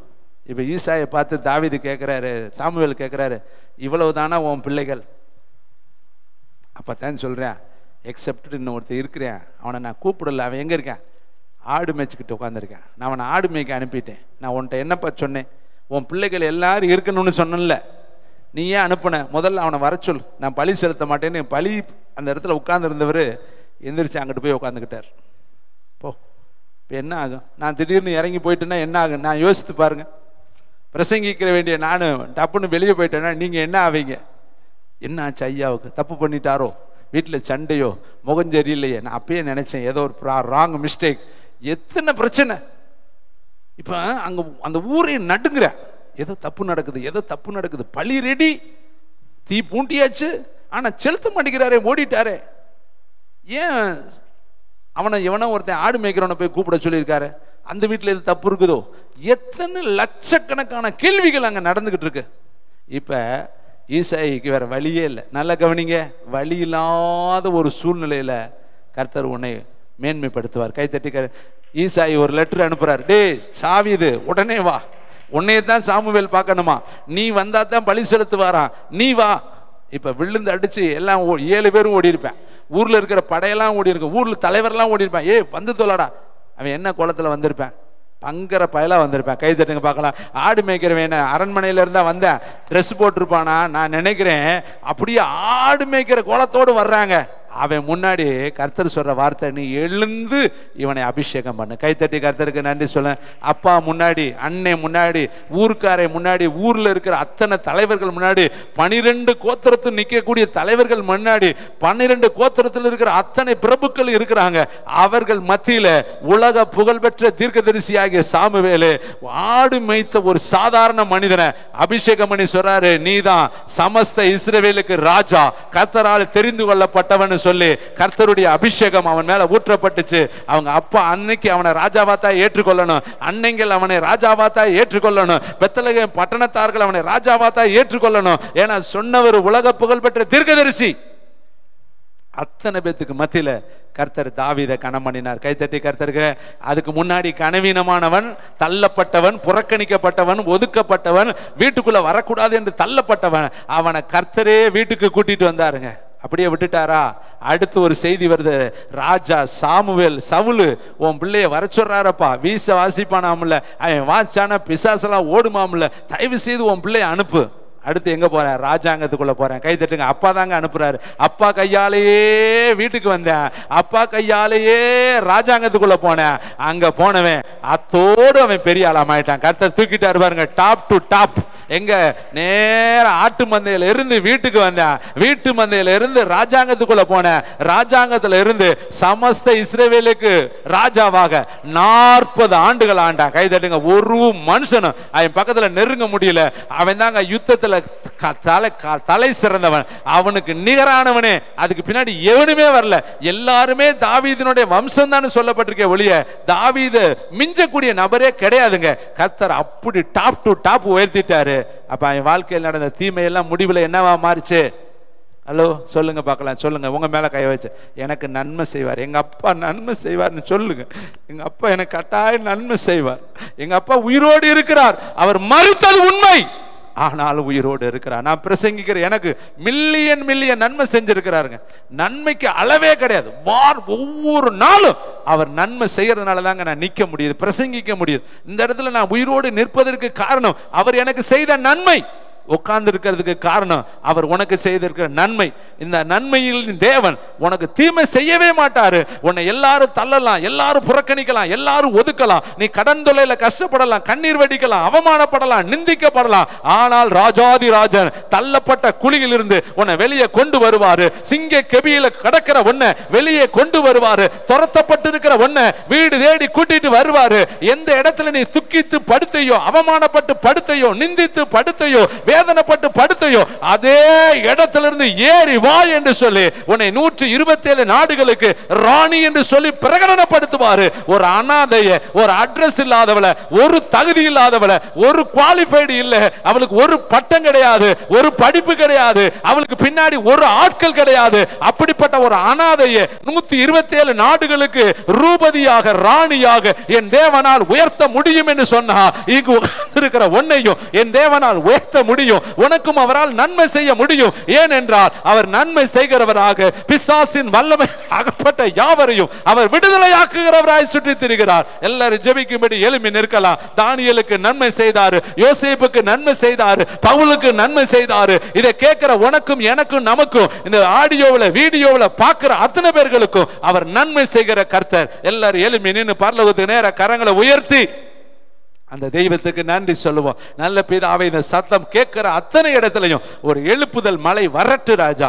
ஒவ்வொரு பிள்ளைகளும் கர்த்தரை பற்றி கொள்ளட்டும். ஒவ்வொருவருக்கு கர்த்தர் நன்மையை மட்டும் செய்வீராக, தீமைகளுக்கு விளக்குவீராக. உம்முடைய நாமம் மட்டும் மகிமைப்படட்டும், உம்முடைய நாமம் மட்டும் மகிமைப்படட்டும். கர்த்தருக்கு மகிமை உண்டாகட்டும். இயேசுவின் நாமத்தில் ஆமென்.